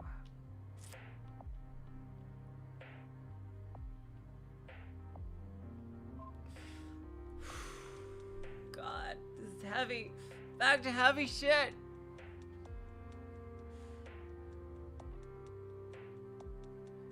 Oh wow, so that was a problem even in the past. Next on the list, the proposed Motherhood Credit Act. I'm tabling this one myself. You can find the text of the act in the 10th appendix of the session agenda, as well as relevant charts and data in the 11th through 15th. Keep forgetting Counselor Yang was. Oh yeah, he's. Yeah. We're sure burning through appendices fast. My apologies. I'll try to keep this one concise then. As I know you've all read this one anyway. We're pushing a serious demographic problem right now. Birth rates shipwide have been declining for years. The plan, simply put, is to provide economic incentive for families to raise children. Exactly what sort of numbers are y'all proposing? I feel like I'm being buried underneath a giant pile of data. How much is this credit for? Well, I guess it'd actually be worse without marriage being respected, huh? Nothing's being buried. It's just thoughtless. Thoroughness. Sorry. Chief Counselor Smith wouldn't have allowed an item features with 4 appendices. They've been available beforehand for months. I haven't read them either. No, I've read them. Just unclear. What are the actual numbers? Oh, wow. my god. Jeez. Vague laws, that's how it happens. Oh boy. It's a complex breakdown with a number of factors. The bottom line, though, is that it will average to 20,000 silver for noble families per year, and 5,000 silver for peasant families per year. Let the record show that Councillor Lee just let out a long whistle, which I'm seconding. Those are big numbers. I don't object on principle, but I would like an assurance that things isn't going to impact my department's budget. It's already stretched thin. Everybody's stretched thin. The projection makes it seem like it's going to have a significant cost attached to it. Like I'm not opposed either, I get the benefits. It's just, you know, the stability I worry about. Councillor Smith, if you would. Okay, and this is a new Counselor Smith. A younger Smith. Right. There's no question. This will be costly. We're looking for long-term results, but certainly this is not a project that can be sustained in the long term. If you look at Appendix 14, you'll see that the projected cost for the next 10 years will require a 15% tax increase. Huh. That's a lot. However, the projection also shows that with the estimated population increase, and this being conservative, don't worry, we'll see an even payout after about 22 years. Oh god. Then a significant increase. I don't really get it. How does that work? Appendix 15 is a report by the Mangwa University Department of Economics. You'll find out it explains it thoroughly. Certainly, Counselor, but humor me. How does it work? Oh god.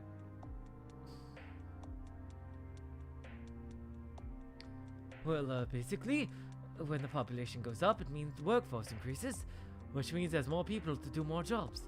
So there's an increase in tax revenue overall, but a decrease in government labor costs, which is always a pain in the ass. Pretty much. Really?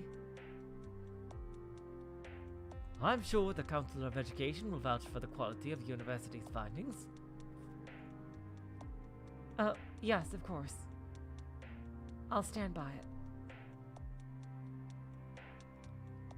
Very well, then.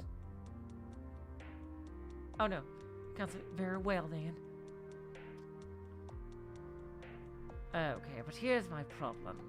If you increase taxes on the lower class by 15%, there will be riots. Like my office will be on fire within a week. And it turns out that costs even more of the money that's actually already tied to put out. We're talking actual straight-up riots. It's a security problem. Jeez, what's with her arguing with a man like that? I'd never! But the benefit would be... Even if you knew he was wrong? Like if I thought he was wrong, I would try to understand what my misunderstanding was. That's the mature thing to do, okay?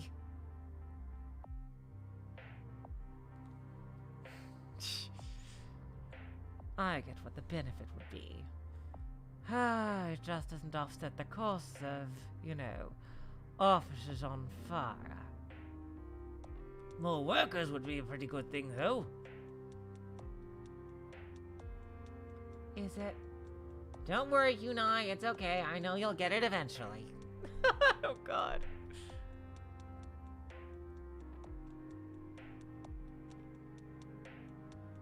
Are you really going to exercise the security veto over this? If I may, a possible solution might be to offload the tax increase onto the noble classes.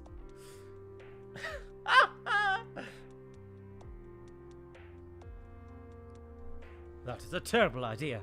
That's the hell with the whole act, I say. No, it's a good idea. Peasants off having children is something I'm all for.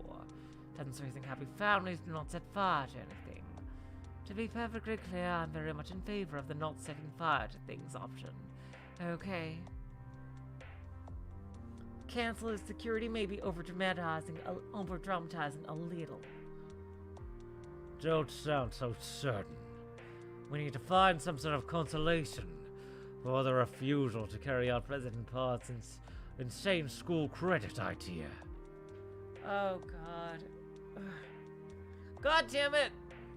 This is getting way too real. It's... fucking hell. God, this story is too... I'd say it's a bit too well written, I'd say. In that it's so fucking painful, these parts. This just addresses a serious social issue, as well as undercuts Park. If it's not this, it'll have to be something else. I don't care, I'm not voting for any act that will require a tax increase, let alone supported by noble families alone. Oh, God.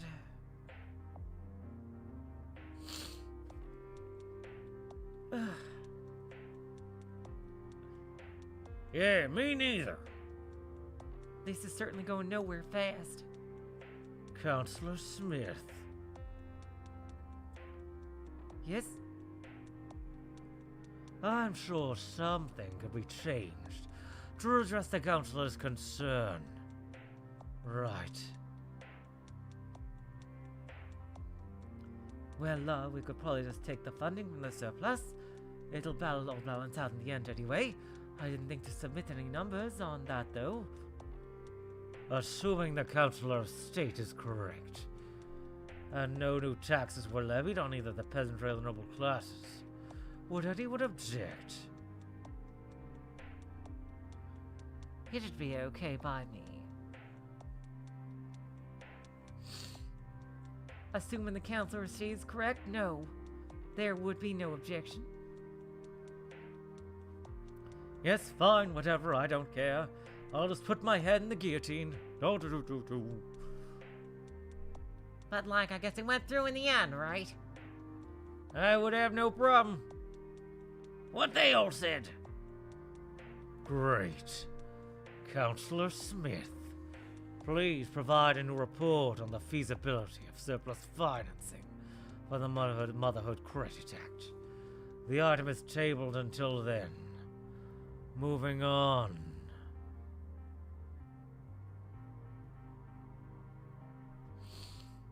Oh, God. There's something I want to talk about, okay? Sure.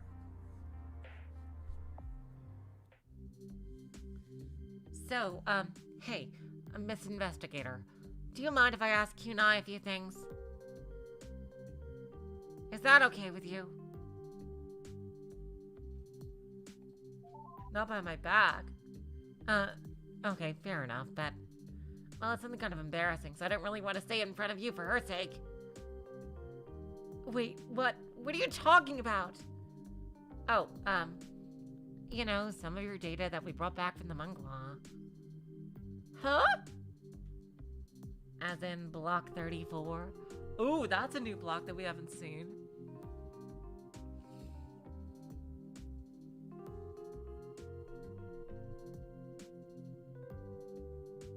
Oh.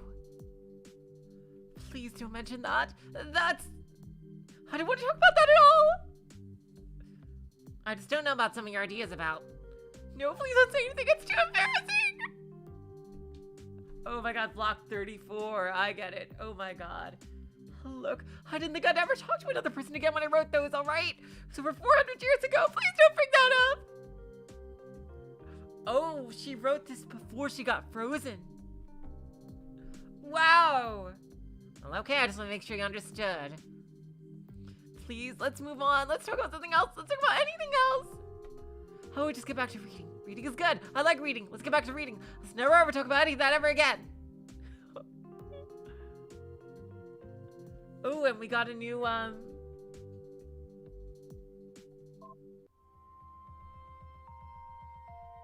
This looks like some kind of virus.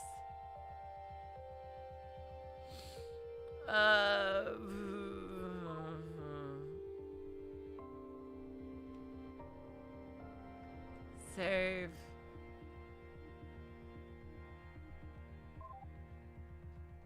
Just checking. If this is some kind of virus, I'll reload.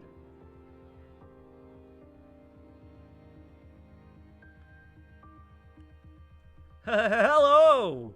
Let me start by introducing myself. Mr. Sung Lee, Credit Officer of the Star Union Bank Limited. I do insist in your confidence in this transaction. I am making this contact with you based on reliable information available to me, courtesy of Internet Business Index, and confirmed by my local chambers of commerce and industry concerning your reputation. Thus, I am convinced that you would be capable to me to provide a solution to a money transfer transaction of 43,600,000 union credits. This is to secure cooperation as my foreign partner and your assistance to enable me to own a property and invest in the stable economy of your planet. Accept my apologies if this mail doesn't suit your personal or business ethics. All other information is to facilitate the remittance of the funds will be revealed to you in due course. For your assistance, you shall receive 25% of the funds to be transferred, and 10% will be set aside for all expenses incurred by both parties. Kindly reply me with your private email for confidential reasons and star radio frequency so I can give you more details and explain the procedures of the proposal to you. Kindly delete this email if it doesn't suit your personal or business ethics, as I will gladly appreciate yours faithfully, Mr. Sung Lee. Hyperlink blocked. Sorry. I just had to do that. Oh my god. I was testing out I was testing out a Spamton voice earlier, and I thought that was the perfect opportunity. Oh my god. Okay. That was fun for me. I hope it wasn't too cringy for y'all. Okay. Now, let's see.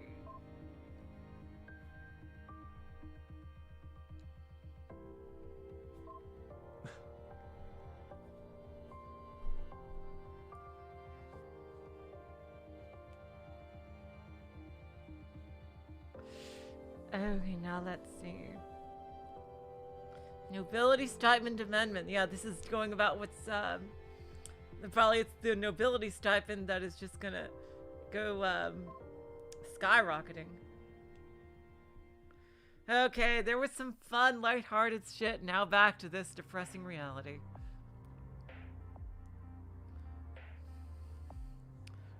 Next on the agenda is proposed amendment to the Consolidation of the Noble Class Act. I'm tabling this one personally. You can find the relevant text in the 8th appendix. It's short. It's just filling the loophole now the nobility stipend is distributed. I've mentioned this before.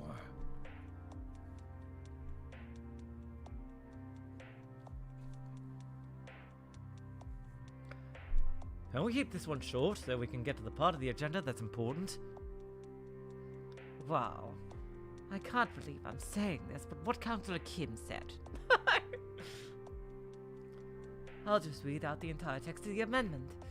The nobility stipend will only be distributed by patrilineal family lines as officially registered and not paid twice to married couples. So that's how that started. I can't recall seeing any report on this ever. Is it really a widespread problem? Why would it be any different? Are you saying we should just let people break the spirit of the rules? That's because it's not widespread. That does sound like an awful lot like pedantry.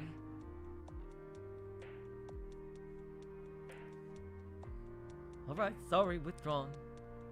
Does anyone object to this? Or can we have the vote and move on? Let the record indicate there were no objections, and therefore a vote will be automatically called. How does this council vote? Fine, the Council of Engineering and Science is in favor. Counselor of Education is in favor. The Counselor of Security is in favor of moving on. In favor. Counselor of Culture is in favor. Okay, I don't understand what's noteworthy about this. I'm glad it's not just me. I know why. Counselor of States is in favor, I guess. Council of Agriculture is in favor. Council of Captaincy is in favor. The amendment passes unanimously. Right. Moving on to the main topic of this agenda. Oh boy. Oh, we've almost hit 2 hours. Before we go back, I just want to go back to the index just for a second. How much power do I have? Like, is 19% power enough for two more shakes or one more shake? I'm just curious. I think it'll probably be 2 more shakes, right? Because I started with 40 something.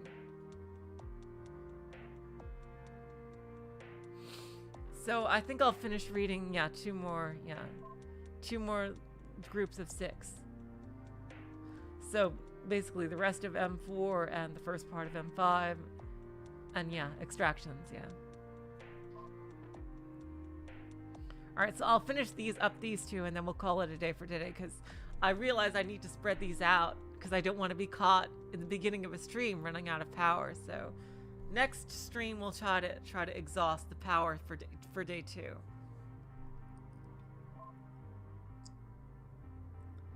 Geez, so much cursing, even in politics. It's uncivilized is what it is. Oh boy.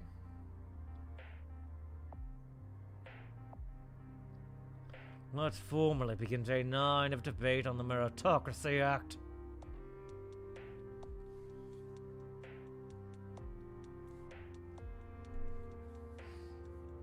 Is there any hope of this being the last day? Unless the council really is a quote shit show unquote. Quote shit show unquote that It's interesting. It's usually, even though it doesn't make any sense like written down, you'd usually say quote unquote that. The quote unquote shit show that President Park claims it to be. There shouldn't be any surprises.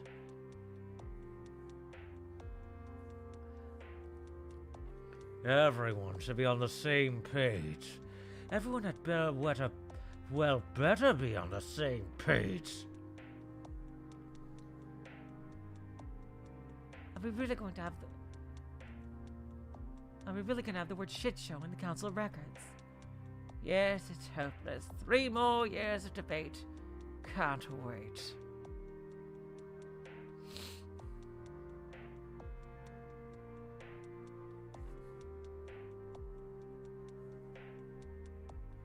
Well, they do. OA. People who say quote unquote like that, they say it's almost like it's one word.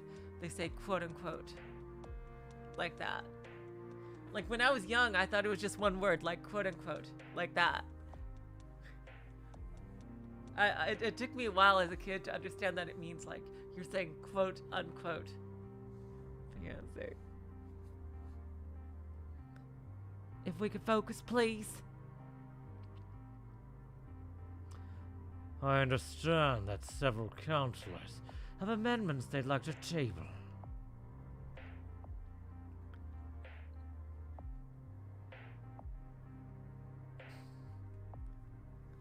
Very well. Please refer to Appendix 201 for the text of it.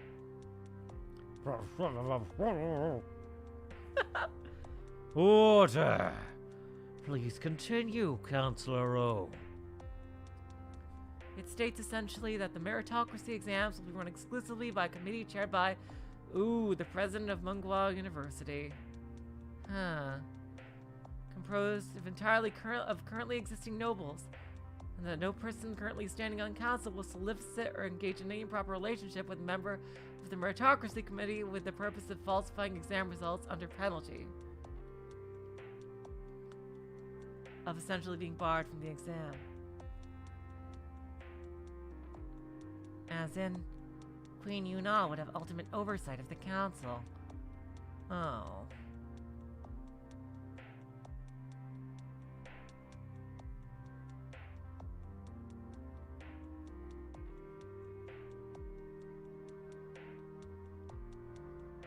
Wait, what? What does that even mean? Nothing. The definition of improper relationship seems to be impossible for a family member to fulfill. Is that correct? That's correct. So it's functionally useless then. Again, that's accurate. Great, I love it. Functionally useless is the best kind of function. My god, Old Mute is so fucking, she is like ruthlessly evil. She is like the worst kind of true neutral. Like, dang. Like, Old Mute is definitely like the most. I've never seen like a true neutral villain before, but dang. That's absolutely what Old Mute is. And that is super fascinating. Then what's the point? The point is, my entire goal proposing the Meritocracy Act was to create the appearance of radical change that's consistent with what President Park has proposed, in a way that won't actually change the status quo.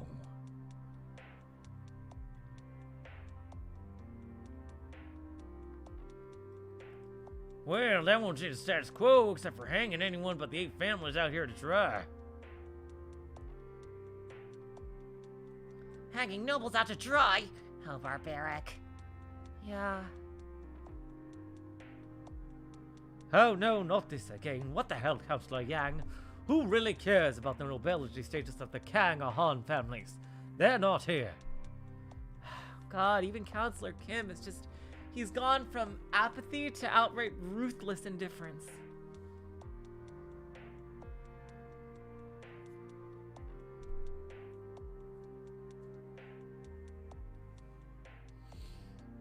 Jeez. Like, she's propagating, like villainy without actually being evil herself. In evil in the sense of her own way. Like, she's just trying to keep things neutral. It's like, this is like a brilliant study in how forcing the status quo just leads to darkness winning. It's really a fascinating story. Or even a perceived status quo, at least from the higher ups. Like, I get the concern. It feels like betraying nobles for the sake of peasants. And I don't like it either, okay?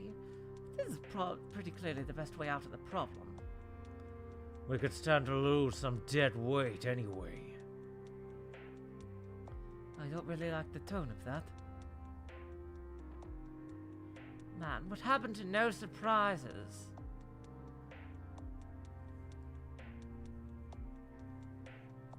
We've been out here for 9 days. Has it not been made clear that there are bigger concerns than tone, Chancellor Smith? I would think your primary concern is that we're able to patch a buzz pass a budget, Counselor. Yes, it is. Are there any objections to including Counselor O's amendment to the Act? Only moral ones.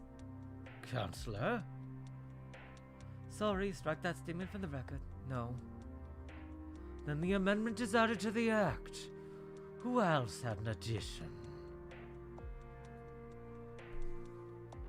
I want to add that an amendment that requires a member of each department to certify the exams. Various counselors, indiscernible objections. Order! There will be order. Thank you. What happened to no surprises? Don't do this, Counselor. I'd like to second the motion for Counselor Kim not to do this to us. Don't you want me to make sure? It's unnecessary and transparent. The purpose of the act is to be subtle, and that is hardly consistent with subtle. The rules effectively allow Mongwa University to ensure that as is anyway. Let's just move on right now, okay? Fine. Oh, wow, Counselor Kim, jeez. Are there any other amendments to any councils wish to table?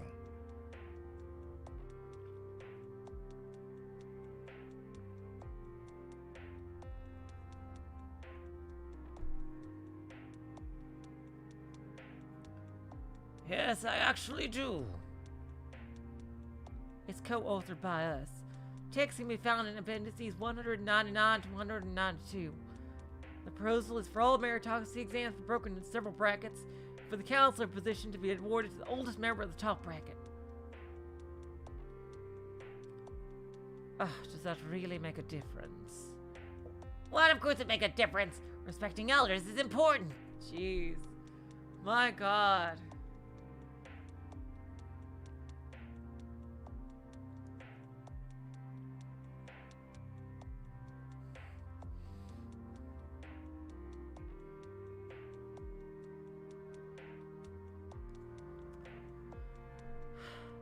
Yes, absolutely. It's simply to ensure that someone can't take over a position just by scoring a few points better than one of us. Jesus Christ, wow, how corrupt is this? That's exactly the point! There's some smart kids in my family. I'd rather not use the position to be lost in just because of a 2-point difference, for instance. Jeez, that's not meritocracy at all! Fucking hell!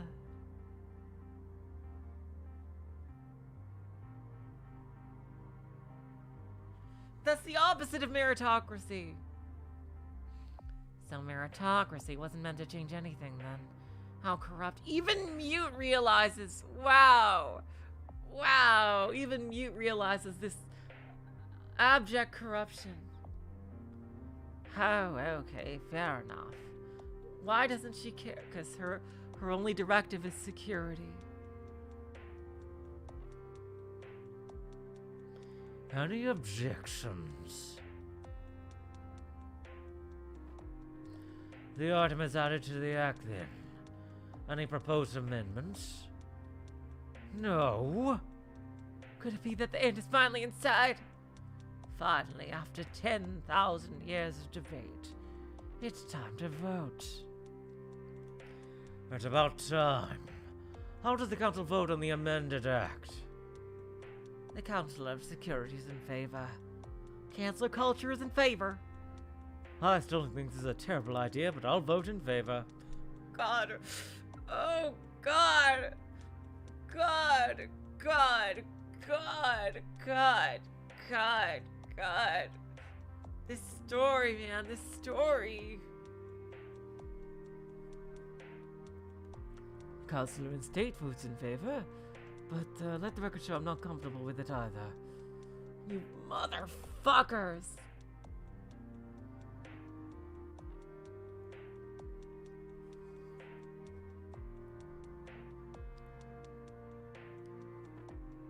In favor. Chancellor Justice is in favor.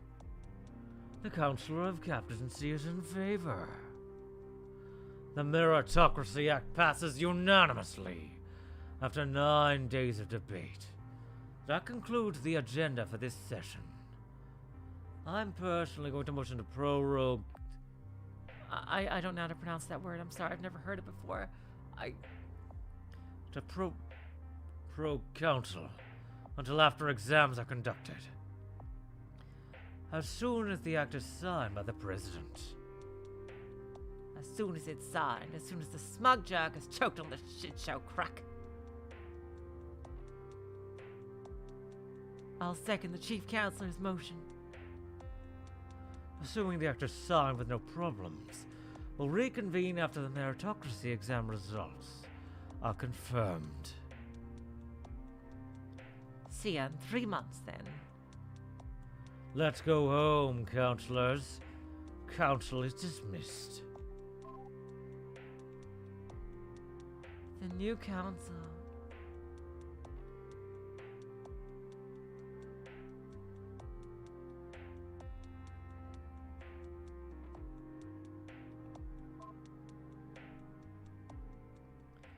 What unbelievable rudeness from old Mute.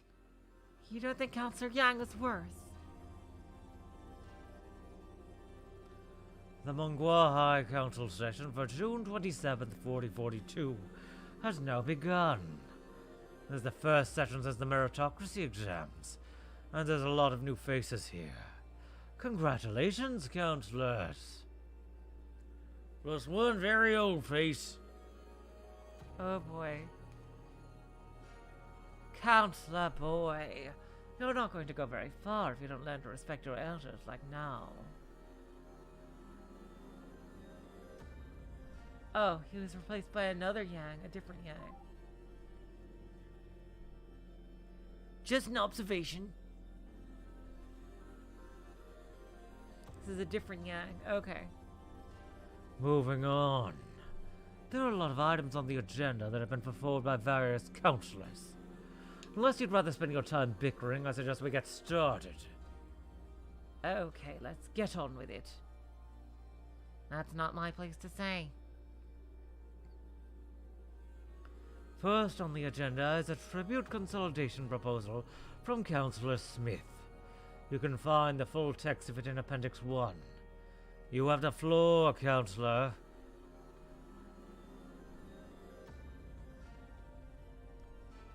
I can't believe it. I was this much of a shrew in the past. Thanks, sir. I'd like to propose moving a variety of small taxes and tributes and consolidate them into... No, absolutely not. If you just let me finish, I think you'll find it agreeable. You're proposing that noble families save some money by dumping it on the peasantry. It's absolutely crazy. Oh, God. The thing is, even though what Mute is doing is old Mute is doing is clearly evil, she's not doing it for evil purposes. She's doing it for the purposes of, keeping things neutral. And that's why I call her true neutral. Is because even though her actions are abominable, her motivation is not.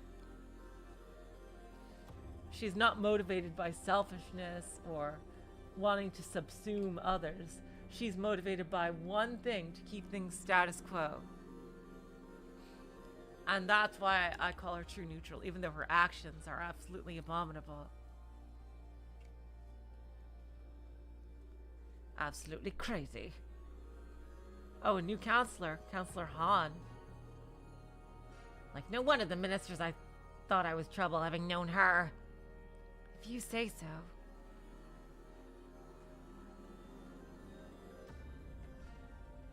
God damn it.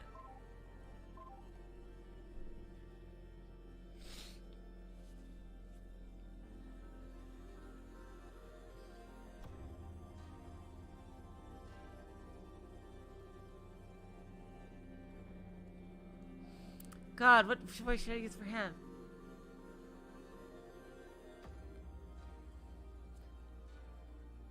You know, I read the proposal, and it seems like this is shit and should be covered by them anyway.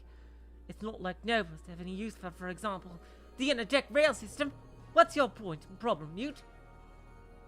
Wait, I thought engineering was supposed to be our family. Why is his name Han?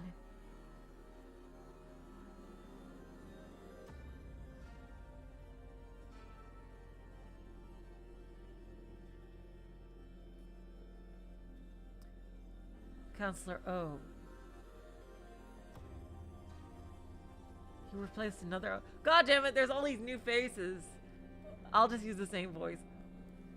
I am also in favor. Good for you.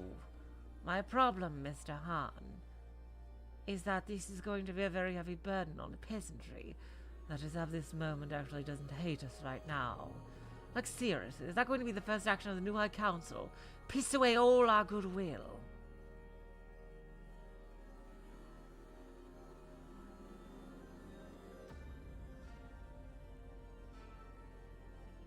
We're really okay with that. I think everyone but you is really okay with that, yes. I don't care. I'll security veto if I have to, okay? I used to have that kind of power? Is that a bad thing? Yeah, I see what you mean, Verncastle. Yeah. Definitely, yeah. I see what you mean. She can still do that? She can do that? If there's cause for it. No, it's just like, do you think wearing pants let her dictate to men like that? Oh, mute. There is all kind of cause for it. It's tantamount to declaring war on the peasantry, which would be really stupid after all we've worked for. It's also a security risk. We do that, it's going to lead to public demonstrations. Look, like I appreciate what you're trying to do here, okay? I get it. I totally do. You're right, transferring it would be more fair. I'm sure everyone here wants to save extra silver. And you're new, so like, I get it. But you need to understand, that is not how we do things here. The makeup of the council may have changed, boys. But it's still important that we're subtle in our actions. This is not subtle, okay? That's sanctimonious. That's the truth. Look, no vote is going to happen on this, okay? No matter what, take the proposal back and find a way to do it that won't enrage the peasantry. And we'll talk about it again. That's the bottom line. If that's the only way. It really is. Then let's move on to the next order of business. Councillor Tai and Councillor O have a proposal that would... No! Wow, what's going on with Mute? Pardon me? What is going on? Mute is going crazy. Is this a new tie or an old tie? No, it's the old tie. Okay.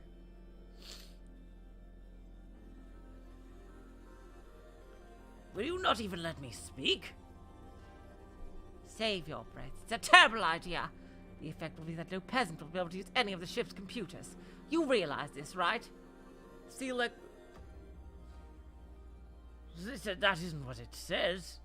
Oh, come on. You know that's going to be the effect, though. This is kind of insane.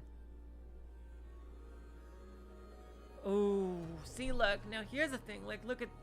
Mute is now being good. Like, she's seeing that the stupid language change thing is gonna be complete bullshit.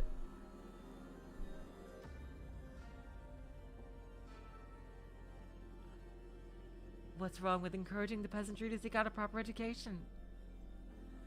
Because it's not going to encourage them to do that. It's going to encourage every single person who's ever written a letter with the word democracy in it to riot. Like we're going to see things on fire, probably even outright banditry. Wow. It's important we raise the level of literacy. As the meritocracy exam results demonstrated, it's a massive problem even in upper classes. Yes, well, if you think it's going to have that effect, you're even dumber than your predecessor. Yes, see, like, look at this, Verncastle. Like, now Mute is like...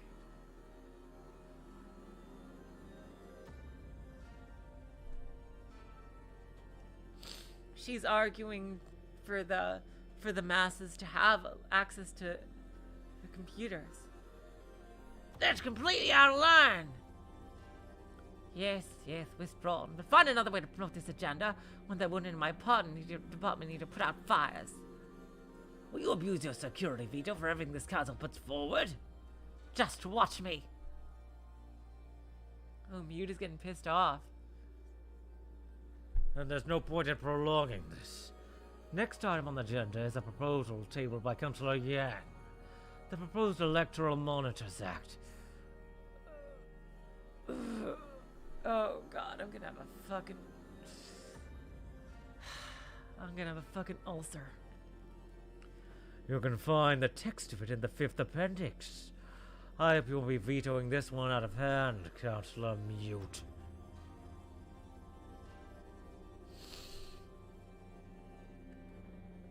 Oh god. Well, I don't like the part where it takes money out of my budget for officers not under my control. But I don't think it's a security risk, no. For everyone else, the purpose of the act is to provide independent third-party monitors for the presidential elections to ensure they occur without the fear of tampering that's lingered in the past. I'm sure the Council's security will attest to how much of a problem this can be. Yes, it's a problem. No dispute there. Taking it out of my budget is kind of problematic, though. Councillor Smith, could you think of any alternative funding sources the act to be amended to use? No, in fact, I don't see a reason to put it to a debate. Looks like Councillor Mute will simply have to deal with it. I'm moving to call a vote immediately.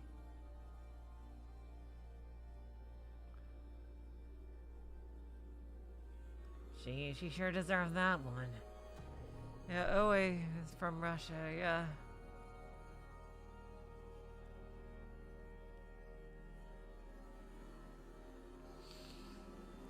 Oh, God.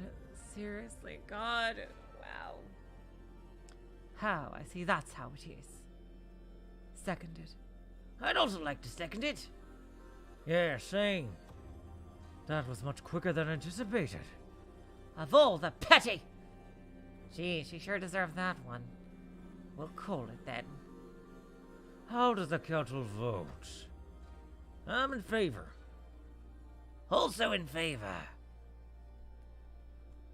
Council of Engineering and Science is in favor. Council of Culture is in favor. The Council of Captaincy is in favor. Likewise. Councillor of State is in favor. Okay, the Council of Security is in favor. The act passes unanimously then, and will be sent directly to the President for signing. It's traditional at this point to take a break for the morning around this time.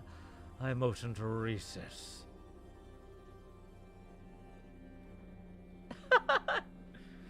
Oh, God. Seconded. Oh, sorry. Seconded. Gladly. The council will reconvene in an hour then. Oh, God. Wow, this story. This story. Oh, my God.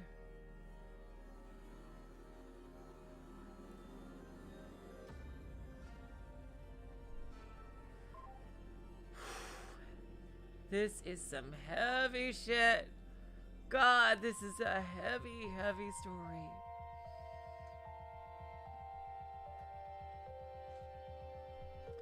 Thank you all so much for joining me on this. Oh my God. We'll pick up next time with the rest of Block 4 and start Block 5. Wow.